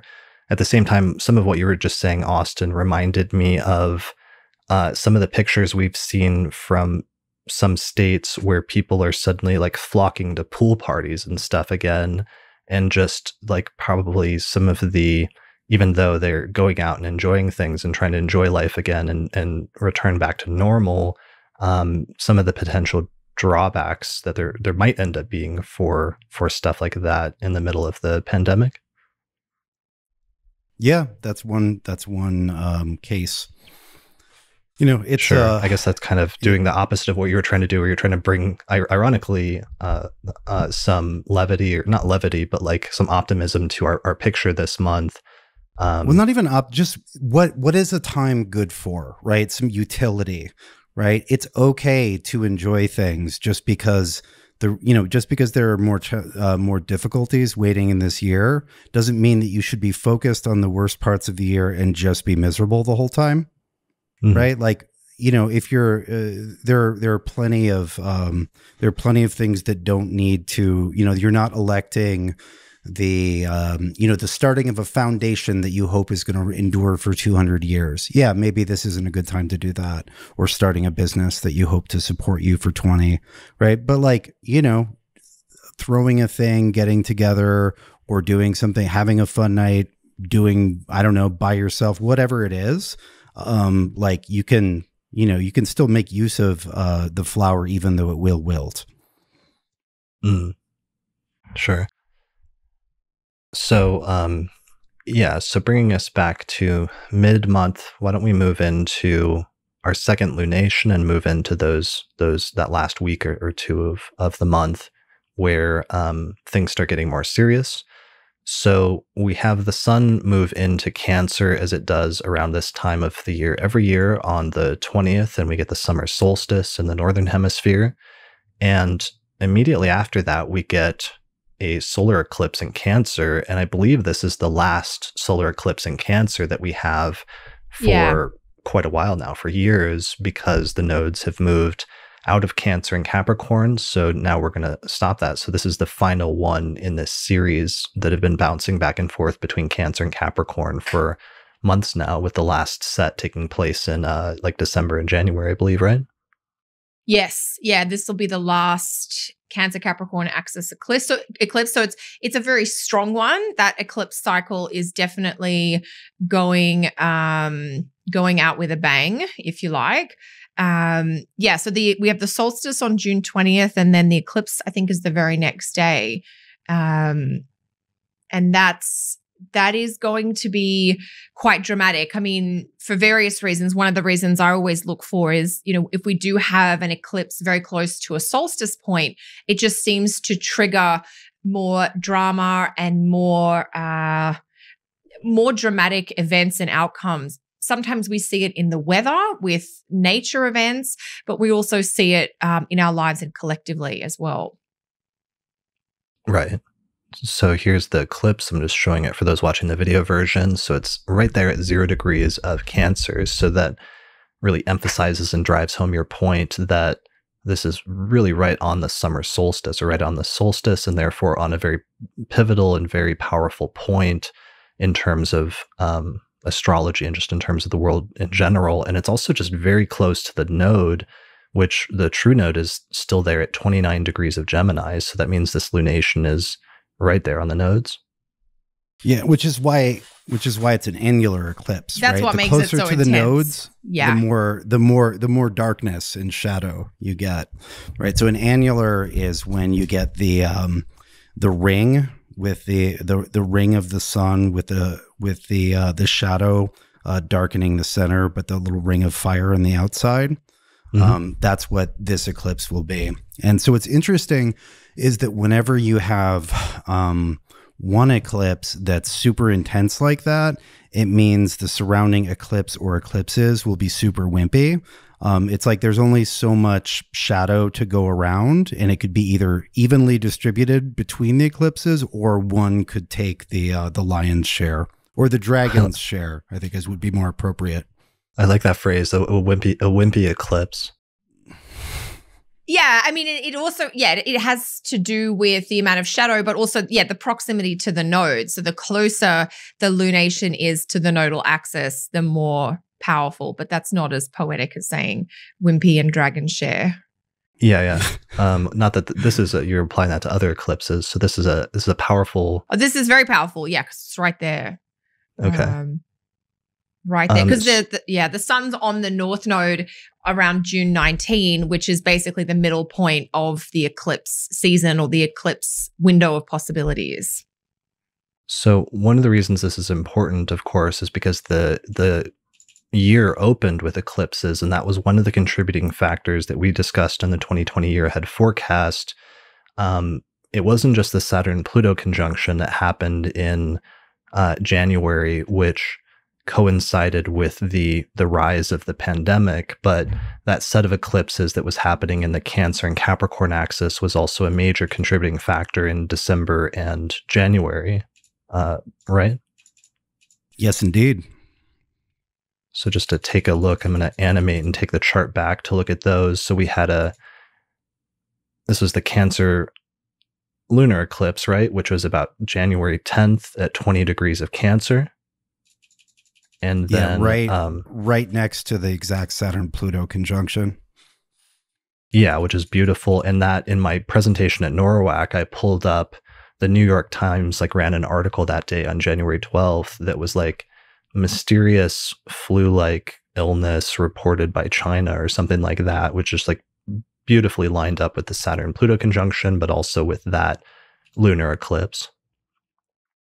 So we had that lunar eclipse in Cancer in January, and then, of course, back in December, we had the solar eclipse around December 25th, 26th, which occurred in Capricorn. So this set of eclipses at the end of this month and in early July is going to bring to culmination and is going to be a return to, or a bookmark or a bookend in some of the story that started for some people back then around December and January, and a return to some of those themes. Even earlier, we are approaching the last eclipses on the Cancer Capricorn axis. After this, it's all Gemini Sag for a while. So this is actually, bringing to an end a year and a half, 2-ish year arc of eclipses in Cancer and Capricorn. Right. Which is kind of poetic in terms of also it happens shortly after this month, but it's tied in, but also having Saturn retrograde back into Capricorn right at the beginning of July for its final last pass through the tail end of and the last few degrees of that sign. So all of this intense energy in the Cancer Capricorn axis is just getting one last pass during this 6-month time frame from June and July onwards, and then that takes us fully into the second half of the year and is a opening of a continuation of themes all the way to December. Yeah. Speaking of the poetry, one thing I was reflecting on as I was looking over this month in preparation for today is from a sort of a strictly omen reading perspective, not bringing in any of the the more sophisticated tools we use. The two solar eclipses, this one coming up, and then the one that was in December, for a lot of people, that was a solar eclipse on Christmas, right? Which is a day where, which is the day a couple days after the solstice in the northern hemisphere, when the sun starts growing in light, where the day strikes back against night and begins growing. And here we have another sort of natural point of solar celebration in the northern hemisphere, the point of maximum day, which is what the solstice is, which is darkened again. And from a strictly observational perspective, those don't seem like good omens for 2020. Yeah, that reminds me of the solar eclipse in December, and I was trying to put a slightly positive spin on it because it was with Jupiter, and I'm going to go ahead and say you called that one. What was your phrase, Austin, for that? Do we dare repeat it? No. I don't know if you had a phrase, but we had a slight disagreement about whether like Jupiter being in such close proximity to the solar eclipse of the sun, the moon getting in the way of the sun and extinguishing its light, whether that put a slightly positive spin on that. And I'm going to go ahead and give that one to Austin and say the answer was no, not as much as one might hope. Well, thank you. That's very gracious. Yeah, people in the chat were saying that was the Antichrist. Yeah, I'm sure it was the Antichrist eclipse. That was the Antichrist election that everybody missed. Okay, now we're gonna try to have a baby for that one, but just couldn't get our shit together because it was like right around Christmas. Oh my goodness! Yeah. Well, it was a solar eclipse on the birth of the Christ, right? So that seemed like a pretty natural, dragon baby. There it is. Election. Yeah. There's the chart. So yeah, sun conjunct the moon on December 26th. Actually, it was very late on the 25th.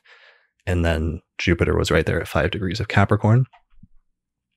So it's and this brings up another point, which is because there's some traditional astrologers that were trying to debate like, well, could you have seen the pandemic just through traditional astrology? And one of the main things they pointed to was the eclipse, which it's like, yeah, the eclipses in December and January, yeah, you can see some of that, but I really did feel like this made a pretty good case for the Saturn-Pluto conjunction and Pluto not being a completely worthless piece of space junk, in my opinion, but instead having some interpretive value in terms of especially mundane astrology.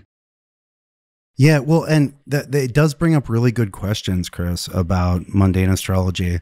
I think that one thing that's very doable with mundane astrology is to say, will this be a shit show, or will this be great, or will this be a mixed bag? Like, you can judge quality of time relative to human expectations pretty easily. But the figuring out, like, if there's a bad, right, is it hurricane bad? Is it plague bad? Is it, what kind of bad? And I think that this is actually sort of, this is the part of the frontier for what's gotten called the traditional revival, right? I feel like the traditional revival has, in many ways, what started with horror, and then there was a wave of natal, and we're just starting to have people who have the, how should we say, the experience points to start applying these to the mundane, right? And so I'm actually oddly excited about the ability to make large-scale predictions that happens when we integrate a lot of the mundane techniques which were collected so nicely by Ben Dykes in his Astrology of the World Volume 1 and 2. But when you combine that with some of the Tarnas didn't invent it, but he explicated it very well. The bigger like Saturn Pluto cycles, which are not, discussed by Abu Mushar, but use a logic that's present in, the cycle logic that's present in that earlier strata. I think we're going to have a better and better mundane astrology, perhaps a year or two late. But sometimes it takes something terrible to get people to realize that, hey, maybe it's worth forecasting a plague, even if that sounded like the mere obsession of the endlessly negative, a few years ago. Yeah, totally. And Lisa and I talked about this a little bit on the podcast at the beginning of this month about the media's coverage of and attempting to paint astrology in a negative light and say that they didn't predict the pandemic, or didn't even say the broader point the article was trying to say is that astrologers were saying that 2020 was going to be a great year and there weren't going to be any problems. And that was just who said obviously that? They quoted Susan Miller, didn't they? Yeah, they've made the focal point of the piece Susan Miller and her whatever she got on some television show and tried to put a positive spin on stuff, but that's partially kind of her style, is that she tries to put a positive spin on things, and that's like a deliberate thing on her part because she's primarily doing sun sign horoscopes for people, which are like individual readings for non-astrologers. But that's kind of like different than doing mundane astrology or doing an analysis of like long-term planetary cycles. And one of the ones we pointed out was there were in that episode, and we read the quote, is that there's a famous French astrologer, André Barbeau, who actually did an article in 2011 that he published in 2011. He actually passed away late last year in October. He was born in like the 1930s, so he was very old, but the timing is just amazing. He published this article in 2011, and let me read you, because Mark Cullen on SkyScript actually had an excerpt from this article, which was titled like A Survey of Pandemics, with Barbeau's one of his conclusions of the article, where he's looking at long-term outer planet cycles that coincided with pandemics in the past. And one of the things that he said in this French journal was, going back to the pandemics and going back to the past century, the four crises of 1918, 1954, 1968, and 1982 are obvious. The two considerable being the first, the famous Spanish flu, which is said to have claimed 25 million lives, and the last one, in which is AIDS, which is even more devastating and continues to be deadly. Since then, there has also been a small influenza surge in 2009 against the last lowest critical index cycle, 2010, and that's like his phrase for some of these planetary alignments is cyclical index. But he says, we may well be in serious danger of a new pandemic at the 2020 through 2021 mark, at the lowest peak of the cyclical index of the 21st century, with the quintet of outer planets gathered over 100 degrees. A conjunction Jupiter-Saturn-Pluto can be more specifically and even specifically lend itself to the quote-unquote tissue of this imbalance.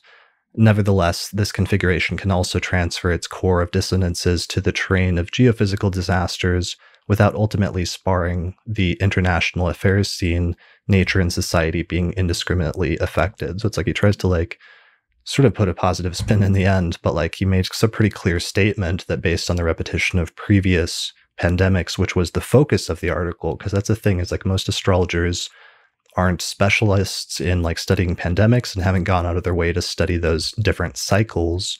But one of the astrologers who did actually did point out this year as a potentially problematic one in that context. And this prediction was made years ago, and then he died just as the prediction was about to start coming true. Yeah. And that's a great counterpoint. And also, yeah, Barbeau called a lot of other amazing big things in the world, like the dissolution of the Soviet Union, which he also called like 10 years ahead of time, based on the Saturn-Neptune cycle in that case. Yeah, there was another famous prediction in the book Mundane Astrology with Nicholas Campion and two other co-writers. Let me look up the name, where one of his co-writers in that book actually predicted the fall of the Soviet Union based on that conjunction of planets in Capricorn in the late 1980s. Uranus and Neptune and Saturn, I think. Mm-hmm. Yeah, so it was Charles Harvey, Michael Bagent, and Nicholas Campion. And I forget if it was Harvey or Bagent that made the prediction, but Nick Campion always, as a historian, still like looks back and acknowledges that as actually a pretty impressive prediction at the time, since that book was published in 1984. So those I think are, again, Barbeau also called it in 79 or 80. Okay. I'd have to double check, but if I remember correctly, Barbeau had a prediction that was published like 5 years before that. The same thing. Sure.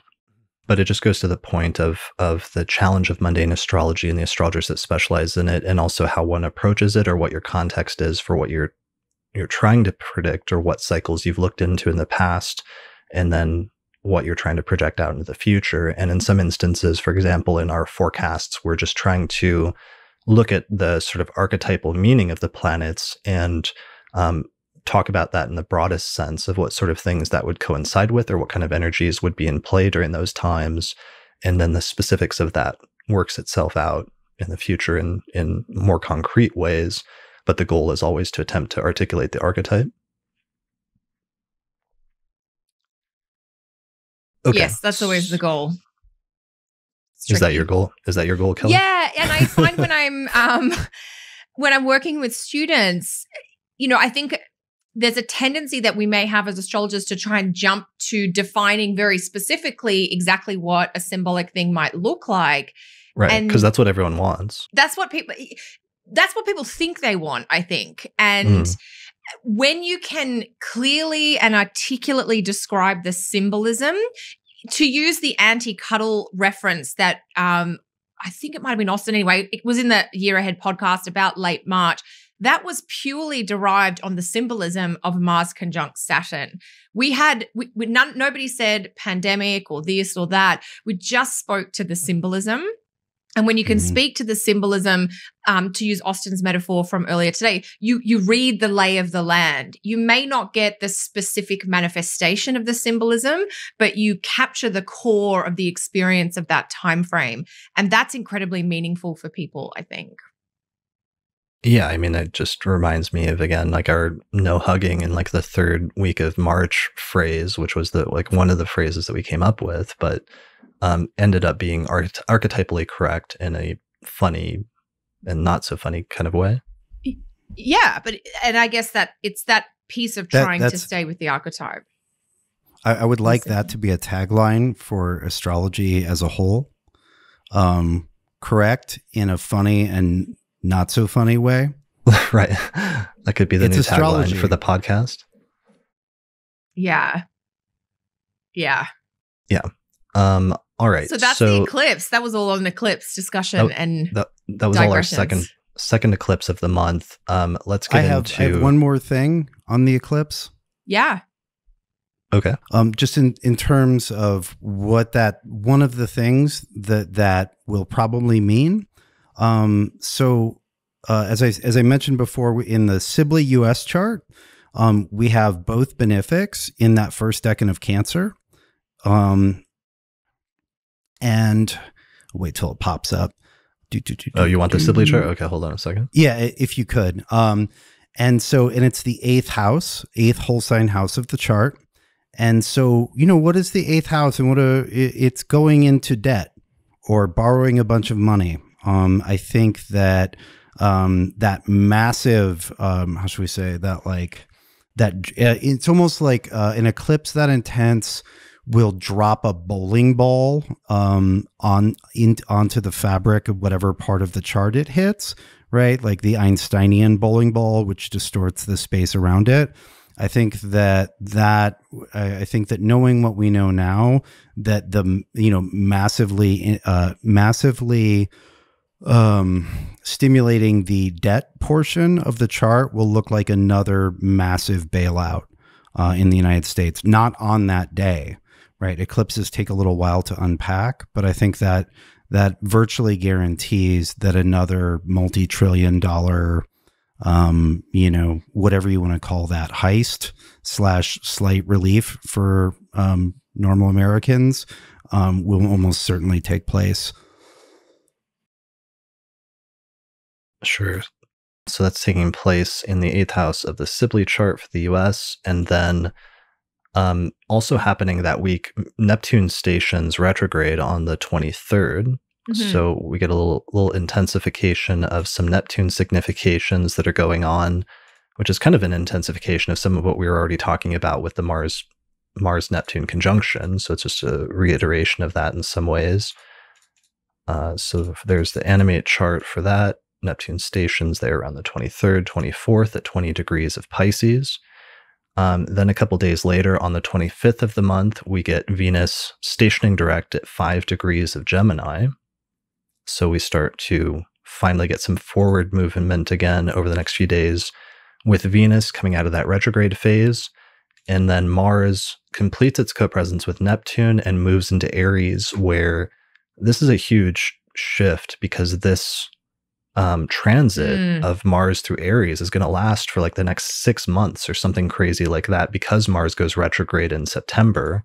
So normally Mars will do what it just did, which is like make its way through a sign in like a month or a month and a half or something. But here it's going to slow down and it's going to stay in Aries, and it's going to stay in that part, whatever part of your chart this is, where Aries coincides with some house or whatever houses in your chart for the next 6 months.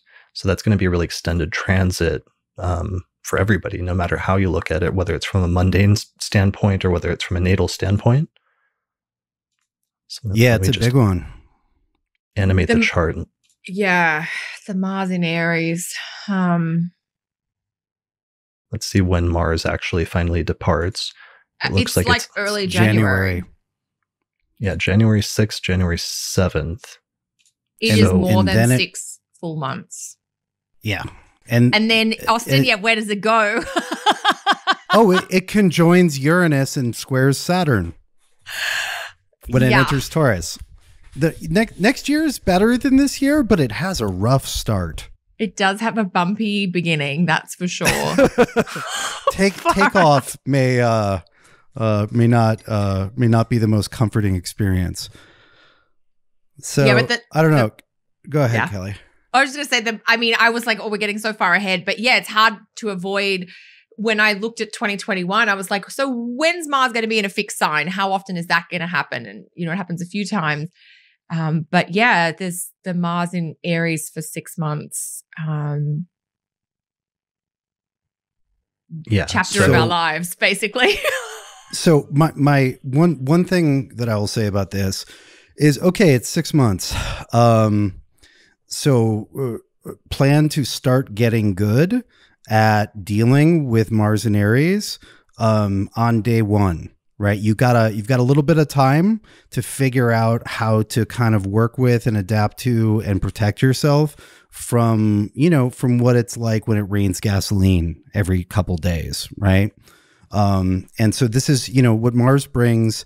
Mars brings high volatility to anything in general when it's in Aries, including people's moods and dispositions, right? And so, just think about like, okay, I'm going to have to store gasoline. I'm going to have to manage the gasoline all around me for 6 months. Right. And the answer to that is not be terrified, but like, how do you store it carefully? And then also, if you have that's also a superabundance of fuel. And then what engines do I put this into? And we are careful when we work with gasoline, not because it is evil, but because it's highly combustible. Right. Yeah. And that's going to be like on a personal level, that's the challenge, right? And maybe the gasoline's coming from your 7th, from your 4th, from your 10th, from your 12th, wherever it is. Like, it rains gasoline in that 12th pretty regularly for a long time. And so don't curse the gas. Like, just think about, what am I going to do with this? How do I contain it? How do I use it? Yeah, that was a great keyword where you said an overabundance of fuel, or like an overabundance of gasoline, because with this transit, it's kind of a return to, since we have Mars going back into a cardinal sign. And so, and with Saturn retrograding back into Capricorn, Saturn is overcoming through a superior sign-based square Mars. So there's a return of some of those tensions that we were having between March through the first part of May about like wanting to move forward, but being held back. And a lot of that manifested in a sort of collective feeling of constraint through like the lockdowns and stuff, and the quarantines. it's almost like we get a return of some of those feelings, but this time Mars is not in Capricorn, where it's like more restrained and is almost behaving itself a little bit more, but instead Mars is in Aries, where that sense of there being like a lot of fuel there that's wanting to be burned is much more present and is a little bit harder to control than I feel like when it was going through Capricorn. Yeah, harder definitely. to control. Yeah, and I also think too about the difference between Mars in Aries versus Mars in Aquarius, where Mars didn't have any major sign-based dignity, and we're in certain parts of the world, fair amounts of lockdown, and different countries have different cultures where they respond to lockdown restrictions in different ways. Right. There was a story about like Japan is actually doing really well right now. As a result of just the culture being somewhat different surrounding the lockdown and everything else, and the deaths were surprisingly low. Yeah. And I'm just, one thing I'm holding some curiosity and maybe a little bit of wariness around is that Mars, if you like being in a sign that he rules, he does have a lot of agency there to kind of push back maybe, or to try and tango with Saturn in a way that he just wasn't able to, there's a difference between being in the same sign, Mars and Saturn, where that's something, but being at odds with each other but physically distant apart is a different kind of thing. Right. And that, I'm just, there's some, it's Mars and Saturn, but there's some really critical differences about the way they form up in the second half of the year. Yeah, and Mars being left to its own devices and having access to its own resources. And fuel is like, or gasoline is a really good imagery or, asset of Mars in Aries, and Mars wanting to then sort of go out on its own and start fires during that time and being less amenable to the restrictions that Saturn represents. Indeed. Or more angry about them. And that doesn't, that Mars in Aries begins at the end of June, and then we see it activated, especially by Mercury, the Mercury Retrograde in July. And then things are, the planets and probably us will be in a slightly more, harmonious relationship with it when the sun is in Leo and trining Mars before it's gone retrograde. But by the end of August and then September, it's Mars just about stationing retrograde square that Saturn and Pluto. And that's where we see the large scale frictions that will be brewing for a long time, take place on the biggest stage. Chris, what is the name for a planet that is on the inferior side of a square? Was it hurling rays back at the oppressor planet? The planet that's in the superior positions? It's hurling rays, right?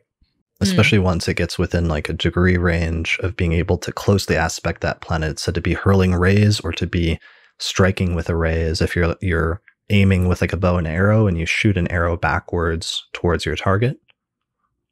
Oh, interesting. Yeah. And so that's going to be September. We don't have that intensification until September. But, difficult moments are a lot easier if you watch them develop and know how to position yourself, right? It doesn't make them not happen. But this one is worth watching develop on both a personal and a collective level. With that hurling of rays, I always think of how much vitality and ferocity an animal has when it's cornered. I was rereading part of The Art of War the other day. And one of the pieces of advice. I love the just imagery light Sunday reading. That you're sitting in like the forest reading The Art of War and like meditating is like a perfect like Austin like imagery.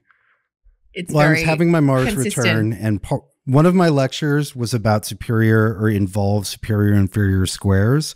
And I wanted a quote from Sun Tzu about, it's basically the army should prefer the high ground or prefer the high to the low. But anyway, in looking through The Art of War, came across a quote that reminded me of that hurling rays back at the planet that's in the superior side of the square. And Sun Tzu advises that, when you know that you can defeat the opposing army, always leave a way out for them to run away, because no army will fight as fiercely as when it is cornered and the back is to the wall. And you don't want to subject your troops to the ferocity of an army that has its back to the wall. Right. So you leave a way out so you don't have to face that pressure. And that just reminded me so much of the hurling of rays dynamic, right? Because Saturn may win, quote unquote, win, but take a huge amount of damage by putting Mars's back to the wall there. Right. Well, that may bring us to one of the final other major alignments this month, which is the Jupiter-Pluto conjunction, which is happening pretty much simultaneously at the same time. So here's that. It's happening at 24 degrees of Capricorn.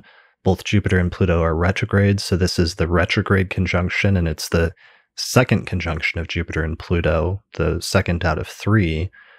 So this is the sort of middle phase in their sort of dance between each other. Yes. Yes. So among other things, this is another factor I think that attests strongly to big bailout energy. We saw the first of the large bailouts in early April. They were either just coming or being clarified depending on which country you're in. And that was the first Jupiter-Pluto conjunction. Yeah. So what I want to ask a question. What have either of you gotten from this Jupiter-Pluto on a personal level, in addition to like the big things that we've seen? Because I can think of a few things, but I'm curious about your experiences. I've definitely got one, unless you want to go first, Kelly. No, you go. I'm going to pull my thoughts together. So mine, and I wanted to express this carefully and as careful as I could, but the big theme that I started realizing that I'd been overlooking, but it became really evident at the beginning of May, and I think was very much tied into the Jupiter-Pluto conjunction, was just issues of like truth and this deep desire by large groups of people, by everybody, to get to the truth of like what is going on and to try to uncover the true reality of that which is taking place. And one of the interesting manifestations of that towards the beginning of May, it was already happening in April, and we talked a bit about this, but there was like this huge spike at the beginning of May that I noticed on social media of the sharing of different videos that were supposed to be uncovering the truth about like the coronavirus or like what's truly going on, and different like theories surrounding that, which I somewhat dismissively, and I didn't mean to come off as dismissively as it came off, so I apologize for that, but I referred to as quote unquote conspiracy theories. I think that's still like a reasonable term that could be used in a very broad sense to describe like a theory that involves a conspiracy, especially among groups of people or like government entities or what have you, in order to accomplish different ends. But for lack of a better term, let's just say for the sake of discussion, there were a lot of like conspiracy theory videos that were going around on social media in early May, like the Plandemic video that got very big. And I think that is something that really gets to the root of what was going on with the Jupiter-Pluto conjunction. And I had a lot of big sort of insights about that at the time. Yeah, I think that's exactly right. And that that syncs beautifully with an article that Patrick Watson put out before, all this circus started, where he just looked at the history of Jupiter-Pluto conjunctions and found that microscopes and telescopes alike that allowed us to see things we'd never seen before arrived in the human world during Jupiter-Pluto conjunctions. Which is the being able to look at things, either big things or small things, but being able to look further in search of truth, right? And our circumstances, for very different reasons, have absolutely kind of created the same need, right? And whether people do a good job of that or not, there's still that is the root action and motive. Yeah, I think that's really good, Chris. I mean, there's the desire to use critical thinking sometimes to try to discover the truth about something, or sometimes having the feeling of discovering a hidden truth, which can be a very empowering feeling.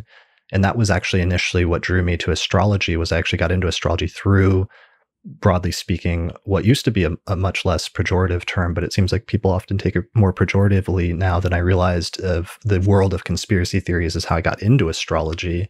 And I learned astrology partially in that context.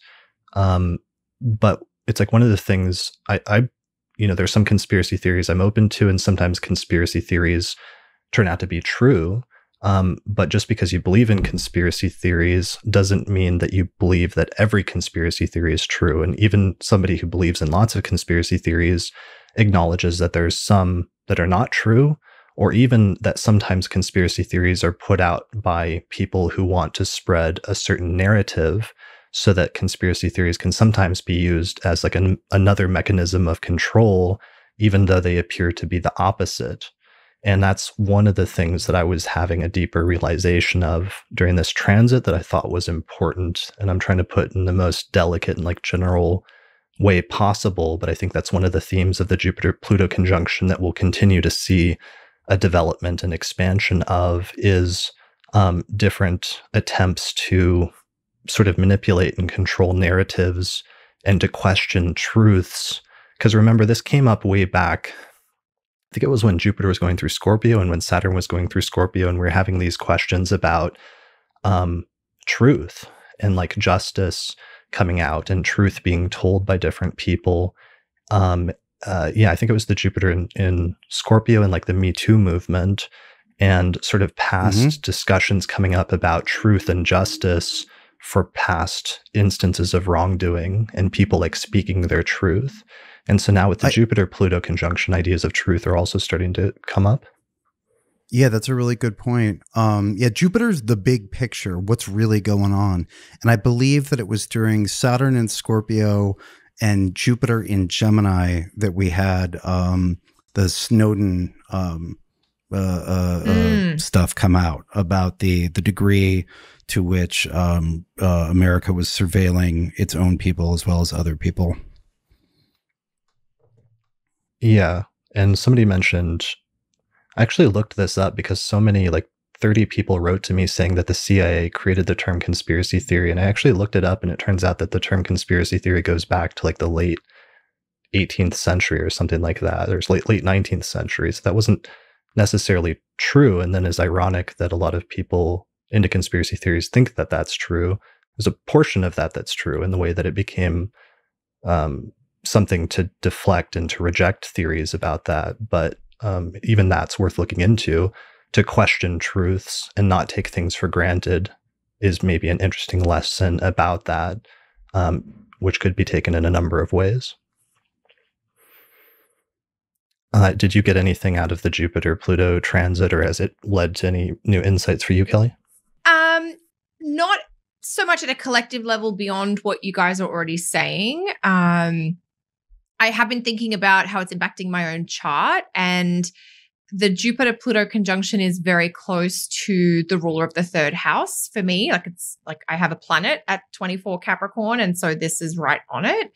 And one of my siblings has been going through a very difficult time. The timeline of which began almost as soon as Jupiter entered Capricorn back in December. And that situation has sort of been playing out in a kind of almost classically Pluto way, with that intensity and life getting consumed by just a couple of different things because, there's a level of urgency. And so I've definitely seen it, at that personal level as well, in addition to what you're speaking to with the topics of truth, and then the more collective financial bailout pieces. So there's been different levels, I guess, of reflecting on that one. Sure. And yeah.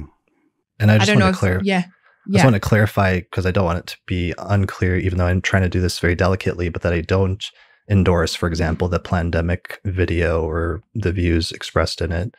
So I don't want it to come off, because I'm trying to treat it delicately for those that are into some of those things, but it's not meant to be an endorsement, but more reflecting on some of the themes that are coming up with those transits and some of the conclusions that I've been making from that.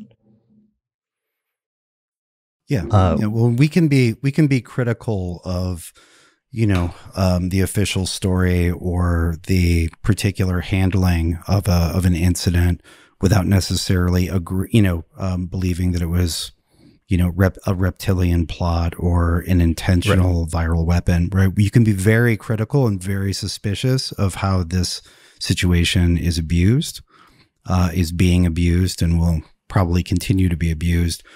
Without necessarily agreeing with every, and it's impossible to agree with every, with every scenario.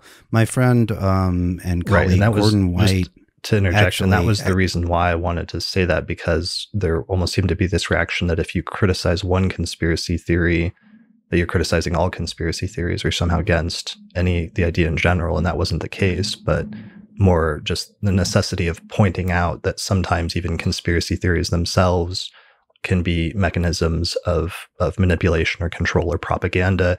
And that was actually the deepest insight I had as I thought back to Pluto's discovery in 1930 and the way in which very quickly, like the Nazis were using things like propaganda or using things like conspiracy theories surrounding the Jewish people being like the behind the scenes manipulators and controlling the financial systems or other things like that, and other conspiracy theory documents like the protocols of the elders of Zion and just stuff like that, in order to control and manipulate history, in order to accumulate political power to themselves.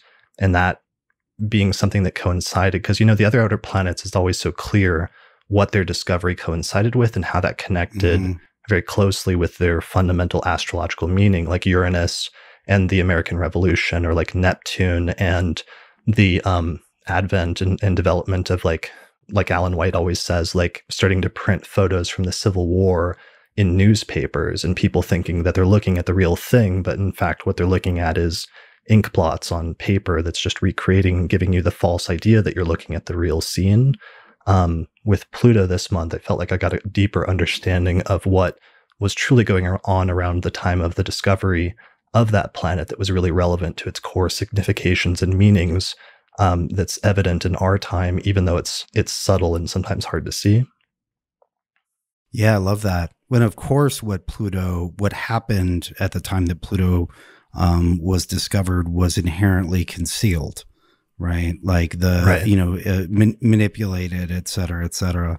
I was just going to say, my friend Gordon White said one of my favorite things about speculating, the variety of angles of speculation about the coronavirus and all of the, everything that's sort of stapled together in the 2020 timeline. He's like, and he basically said, he's like, in 20 years, people will still be arguing over this.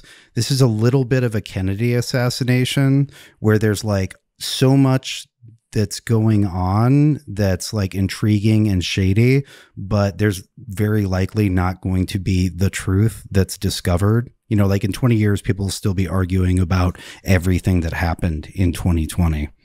I thought that was, that was pretty good. Very spot on. That's true. I think that's probably true. And there's definitely truth to that. But at the same time, I think people should be careful not to be distracted from the shady stuff that's actually just really evident and right in front of us and is being documented every day in the news, and be distracted by more complex, like elaborate conspiracy ideas that are going on, when sometimes the most shady stuff is right in front of you, and sometimes those other things are just being used to distract from that.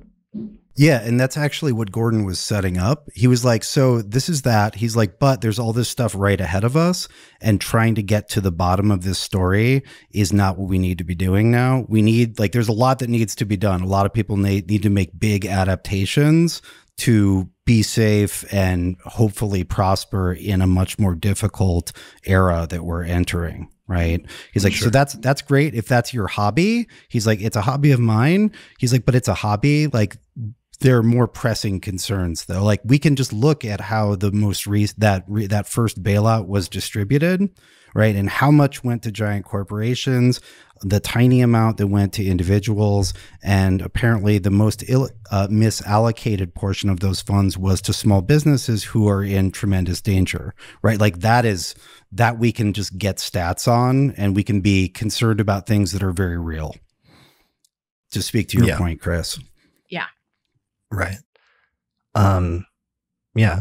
So that kind of brings us to the very last thing, which weirdly happens simultaneously and may be tied in with this, as we've seen some other transits that are happening simultaneously seem to be connected, like the Sun-Venus conjunction at the beginning of the month that coincides with the full moon lunar eclipse. At the very end of the month, we have the Jupiter-Pluto conjunction, the second of 3 Jupiter-Pluto conjunctions, which actually coincides with the Sun-Mercury conjunction right in the middle of the Mercury Retrograde. So that's on the very last day of the month. So we hit the very middle of the Mercury Retrograde cycle at the same point, which usually starts to resolve or starts to move towards some conclusion at that point of whatever the problem that was set up a week and a half or two earlier by the Mercury Retrograde station. There starts to be some clarity at that point. So there may be some connection between those two events. Yeah, one thing that sort of came up for me, Austin, when you were, I think you mentioned shadow or light when you were talking about the eclipse. And it reminded me that one of the threads that runs through June is this interplay between shadow, darkness, and then light and sight, because we start the month with Venus conjunct the sun, and Venus is actually invisible for almost the first half of the month. And just as she, pops out in the morning sky, Mercury starts to go into his retrograde phase, which also takes him close to the sun. So between it being a month with 2 eclipses and a month with with Mercury and Venus retrograde, which includes this invisibility, going in and out of sight, being seen, not being seen, being in darkness, there are these weird interplays between seeing things and then things going on in the shadowy corners or out of direct sight, or things happening in the back rooms that don't become immediately obvious. And I think everything that we've said, especially what you guys were just talking about, speaks to that at a collective level. But I think it's important to keep that in mind at a personal level, that there are things that are obscured for now that will become clear. There are glimpses of light, but there is this general sense of a shadow, just to do with planets being in darkness and lights being blocked. Yeah, it's really good. Definitely. Like like on a very simple level, like Mercury disappears in the west while Venus reappears in the east during June. And the point of the triumph of day in the northern hemisphere, the summer solstice, is changed by there being an annular solar eclipse on that day. Yeah, you're right. There's a lot of like non-metaphorical light and darkness stuff happening. Like, you can just go outside and see the play of light and darkness. That's the thing. It's like that. There's something really poetic in that, I think, even though it's like actually happening. Yeah. Right. Yeah. And so Chris, repeat. what's our auspicious election for the month? Thank you. I meant to mention that earlier, but this is a good time to mention it. And thank you again for not letting me forget it, as I almost did last month, because one of the problems is that this year that Lisa and I ran into when we did our 2020 year-ahead electional report, where we picked out one electional chart for each month, is that especially the past few months that we're just getting out of was a really tough period for elections.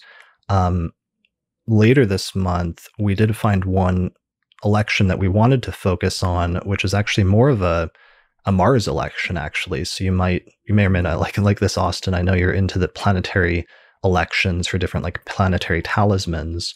But what we wanted to focus on this month was a very brief window where there might be a decent Mars election available, and that takes place on June 29th, 2020 at 12:30 a.m. So this is actually a late night chart. Let me put the actual election up. So June 29th, basically just after midnight. Let me put that on the screen there. Okay, That is not quite it yet, but we're almost there. So June 29th, about 12:30 at night, whatever your location is, because we're using local time. So you basically just have to set it for about 12:30 at night. And you want to adjust the chart until you have about first degree or so of Aries rising. So what you'll end up with is a night chart, of course, because it's just after midnight with Aries rising, and Mars has just ingressed into Aries, into its own sign. And Mars will be in the first whole sign house, conjunct roughly the degree of the ascendant, in a night chart, and relatively well placed. Jupiter is up in the 10th house in Capricorn. Venus is over in the 3rd house in Gemini, having recently stationed direct, where it's casting a sextile ray backwards to Mars in one of those positive hurling ray examples like Austin was talking about earlier. Jupiter is up in the 10th, overcoming Mars through a superior sign-based square. The moon is in Libra in the 7th whole sign house, and it's applying to a square with Jupiter by degree with an orb, and Venus at 5 degrees of Gemini is overcoming the moon with loose sign-based reception through a superior sign-based trine. So basically you get the two most important planets in the electional chart, which are the ruler of the ascendant and the moon, relatively well placed and not afflicted in this chart. This chart we would recommend as a good Mars election. So anything Martian where you have to take decisive action. Sometimes you have to do things on your own or independently. Actions that require bold or sometimes aggressive, but probably appropriately aggressive type actions in order to succeed. What are other like really positive Mars type archetypes or actions that you guys would associate with like a well-placed Mars? I think that starting, if I were going to start a new workout regimen, right? Like, okay, I'm going to do whatever, X number of push-ups, sit-ups, et cetera. It's, or I'm going to do this power lifting program. I'm going to do this type of physical discipline, which is going to require a lot of work and effort for, let's say, 40 days. And I want a specific time to begin. That would probably be something I would want a strong Mars for. Totally, like a workout regimen, or this is like when you're really going to start something like that, because Mars can be great for vitality and for those bursts of energy that you need in like short periods of concentrated work, but especially if they're over a long period of time, but in short bursts. Right. Mars on a positive level is very much get up off your ass energy, which can be really annoying if you're trying to relax, but if you're trying to schedule, tie yourself to, I want to make sure to get up off my ass, X number of times per week and do this thing, then that can be harnessed. That's a strong Mars, right? First decan, right? Which is a double Mars decan. It's in Aries. That's literally Conor McGregor's Mars is 0 Aries. Right. Go ahead, Kelly. I was going to say, it feels like this would be a great chart if you had to make a decision or you've been thinking about something and you want to, take action. That idea what the feeling I got was like, if you wanted to elect a time where you needed to have an interaction with someone where you wanted to really advocate for yourself or stand up for yourself, not so much that I want you to get into a fight, but this could help someone who isn't very good at being decisive or putting their own needs first, I guess. Definitely. I love that. That's a really good point and would be a good manifestation of a chart like this. So obviously it's in the middle of a Mercury retrograde. So it's like you can't avoid that because the Mercury retrograde, as we said, the shadow begins on like the 1st of June and Mercury is already stationary retrograde by the middle of the month. So if that's like a major consideration or if that's hitting your chart in a weird way, that could be problematic and not something you want to do. But if you do want to focus on Mars, one of the things that's nice about this is this is before the Mars retrograde and it's also not in its shadow yet. So Mars is actually moving fast. And if you look at the little readout in the bottom right corner that I have for my layout in Solar Fire, Mars is actually the only planet that's moving fast and is not retrograde or not slow because it's coming off of a retrograde station. So that's why we wanted to focus on Mars at this point. And And also because if you do it in this short time span at the very end of June, it's before Saturn has retrograded back into Capricorn, at which point it's going to be overcoming Mars through a superior sign-based square and becomes very prominent in the 10th house. So the one thing this chart's probably not great for is with Saturn in the 11th house in a night chart, even though it's somewhat mitigated due to being in Aquarius in its own sign, and it's also got some nice close configurations with Venus and Jupiter. The part where you would probably struggle with a little bit might be groups and friends or alliances with Saturn in the 11th in a night chart, but that's almost appropriate since we're talking about like a bold sort of Mars and Aries type chart to begin with, which is much better for individual action than necessarily like collective or group action to begin with. Yeah, definitely. Yeah. I mean, so, with the Saturn-Mars sextile, I would say that in the Libra moon and all that, there is some potential to coordinate ferocious individual action with a larger program. But the focus of it is definitely individual action.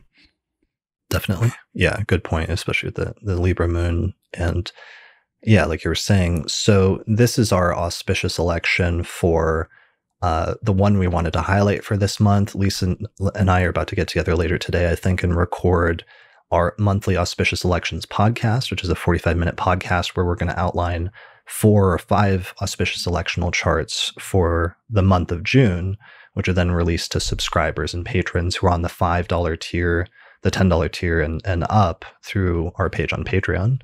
So you can find out more information about that at patreon.com/the Astrology Podcast. And yeah, I think that's it for the auspicious election. So thanks to Lisa for finding that, especially this month, as well as shout out. I don't know if I gave her a proper shout out for giving a great couple of lectures at NORWAC and having a successful conference, giving a lecture on zodiac releasing subperiods and a lecture on weird chart placements and the astrology of the weird, which is like a really fun topic. That I would recommend checking out if you're looking for NORWAC recordings to watch. Yeah, I'm super excited to see the presentation and the chart examples, especially on the astrology of the weird. That's very intriguing. Yeah. I've got one of them. One of the I've lecture got the equivalent of a. Sorry, go ahead. No, go ahead. I'll let you go. Okay, I was just gonna say, boy, like I have the equivalent of I have the listening equivalent of a long reading list from NORWAC based on there are a number of talks that were, met with thunder. They were clearly met with thunderous applause, and I need to catch up. Yeah, totally. And I'm trying to normally, you can only see a number of lectures, even if you're attending a live conference. And I always say I'll get the recordings afterwards or whatever. And then I rarely do. This time, though, I'm trying to have some discipline since I know I have that 2-week window to watch them, and I'm trying to watch at least one lecture a day. And I know that AFAN or NORWAC itself is organizing some watch parties where you can join a group of people if you're an attendee and watch some of them live with other people and engage in the chat and stuff like that. Laura did say on the episode we recorded yesterday, the organizer of NORWAC, that she's thinking about opening it up to buy like a pass in order to have that same 2-week window that attendees had to be able to watch all of the lectures during a 2-week period. So I'm hoping that she puts out a announcement about that soon. Otherwise, you can buy the audio, which comes with the PowerPoint slides through the NORWAC website, which is norwac.net. All right, guys. Well, I think that brings us to the end of our forecast for June, which is a little bit of a bummer because there's a bit of a cliffhanger, and it always is. But this month, especially, it seems like we're just doing it's like taking out of a clip, like an old movie reel where, a film is like just frames or individual pictures that are strung together to create an animation. And it's like each of these months, we're just looking at a single frame. And we kept almost going forward to the next month because we know where some of these frames are headed, but we always have to stop ourselves at that point so we don't give too much away for next month. But we'll have to return again 4 weeks from now to look at the astrology of July. Yeah. Yes. Well, and this one especially, I think that's right, Chris. The end of June and the beginning of July are like the same arc. Like it's very cliffhangery. It's not just a few threads left unresolved. Right. And it's obviously by the end of June, we're transitioning, not just in the calendar, because oftentimes the calendar, is arbitrary. The civil calendar is arbitrary and not tied into the astrological calendar. But for some reason, it lines up really well where the end of June, we do start fully transitioning into the second half of the year and like the second half or part 2 of the major transits for 2012. But there is, So stay tuned. More to come on the end of June stuff in early July. Yes, stay tuned. All right. And remember to watch the horoscopes that we did for 2020. Remember to go back and watch our 2020 year ahead forecast if you want an early preview. I'll put links to that at the very end of this YouTube video in the watch next sort of thing. Otherwise, check out Austin's website, which is austincoppock.com. Check out Kelly's website, which is kellysastrology.com. Do either of you have classes, or are you just going to collapse at this point because you've been lecturing and teaching nonstop for weeks now? Do you take a break or something? Yeah. Well, so okay. my classes run until the end of November, but not all the time, right? So I have a little bit of a break between sessions after this, and I absolutely tend to collapse. Good. Well, I hope you take a little bit of a break. You both did an amazing job at NORWAC and had great workshop attendance and everything else. You've been hearing rave reviews and also great memes. Did I mention the Cosmos and Psycho meme account on Twitter, which both of them must have attended all of your lectures or workshops or something, because they both came out of them with some great astrology memes I would recommend checking out. I actually didn't get memed until after my workshop, and I was very sad because I thought maybe I wasn't going to get memed because they were so good. It was I literally laughed out loud at several of them. Yeah, my meme had a cat in it, so I was very, very happy about that. Very nice, very nice. Yeah, I do have classes going on in June, but not till the middle of the month, so that's kind of nice. I do have a little bit of time, I realize. You do have classes. Austin, what did you call William Lilly Willie? Is that what I'm to understand from this meme? Yeah, I didn't mean to, but it works for me. Yeah, Big Willie. Totally. Yeah. Yeah, that does totally work. And then Kelly, you had a great one when they came out of one of your lectures, which was Kelly's... The cat face gets me every time. That is literally the face of this cat. If you're watching the video version, a very pleasantly satiated cat getting ready to eat a plate of waffles is exactly how I describe people walking out of Kelly's lectures, especially the lunar phase one, but especially also the plenary where you opened the conference. Thank you. Yeah, it was. Yeah. It was a nice addition. I really want to acknowledge the effort they put in because it added this funny little beautiful touch. Totally. Yeah. All right. And Kelly, you said you're doing classes? Yeah. So I've got a 4-part training on aspects, which starts June 15, Monday, June 15. It is part of my ongoing Become an Astrologer training program, and there's details about that on the website. I'm also co-teaching a webinar with Frank Clifford on the floating midheaven, and that's going to be Saturday, June 20th, before things get too intense. You're teaching that because I know you use whole sign houses, and so you use the floating midheaven. Yeah, I think Frank might use equal houses, so he has a floating midheaven situation too. Okay. Yeah. Got it. So we're going to discuss how we deal with the MC when it's not in the 10th house, basically, and then the IC not being in the 4th. Brilliant. Nice. That's such an important discussion. That's important for people that are considering whole sign houses. So I'm glad you're doing that, and that should be great. Yeah, I'm looking forward to that. And Austin, when do your classes start up again? Oh, they're ongoing. They started in April and they will run until the end of November. I'm just doing my 2-year-long classes. That's right. Nice. All right, guys. Thanks a lot for joining me today. This is a lot of fun. I always enjoy our monthly check-ins, and I look forward to seeing you again next month. Are we still thinking about doing really quickly fixed stars in June? Fixed stars episode, maybe? Kelly, you said you're up for it. Austin, possibly. Still maybe? Yeah, I think we have to discuss scheduling. Let's talk about it. Okay, We'll talk about it. You guys need a break. All right. thanks, you guys, for joining me today. Thanks to all of the people in the chat. You've been awesome. Our 100 Thank you all for attendees. your support. Thanks to all the patrons of the Astrology Podcast who support the show each month. I really appreciate you, and you're helping me to keep doing this work and keep expanding the show. And thanks to all the listeners. So thanks for listening to this episode of the Astrology Podcast, and we'll see you again next time. Bye, everyone. Take care. Thanks to the patrons who helped to support the production of this episode of the Astrology Podcast through our page on patreon.com. In particular, shout out to patrons Christine Stone, Nate Craddock, Marin Altman, Arena Tudor, Thomas Miller, Christina Caudill, and Bear River, as well as the AstroGold Astrology app available at astrogold.io, the Portland School of Astrology at portlandastrology.org, and the Honeycomb Collective Personal Astrological Almanacs available at honeycomb.co. The production of this episode of the podcast is also supported by the International Society for Astrological Research, which is hosting a major astrology conference in Denver, Colorado, September 10th through the 14th, 2020.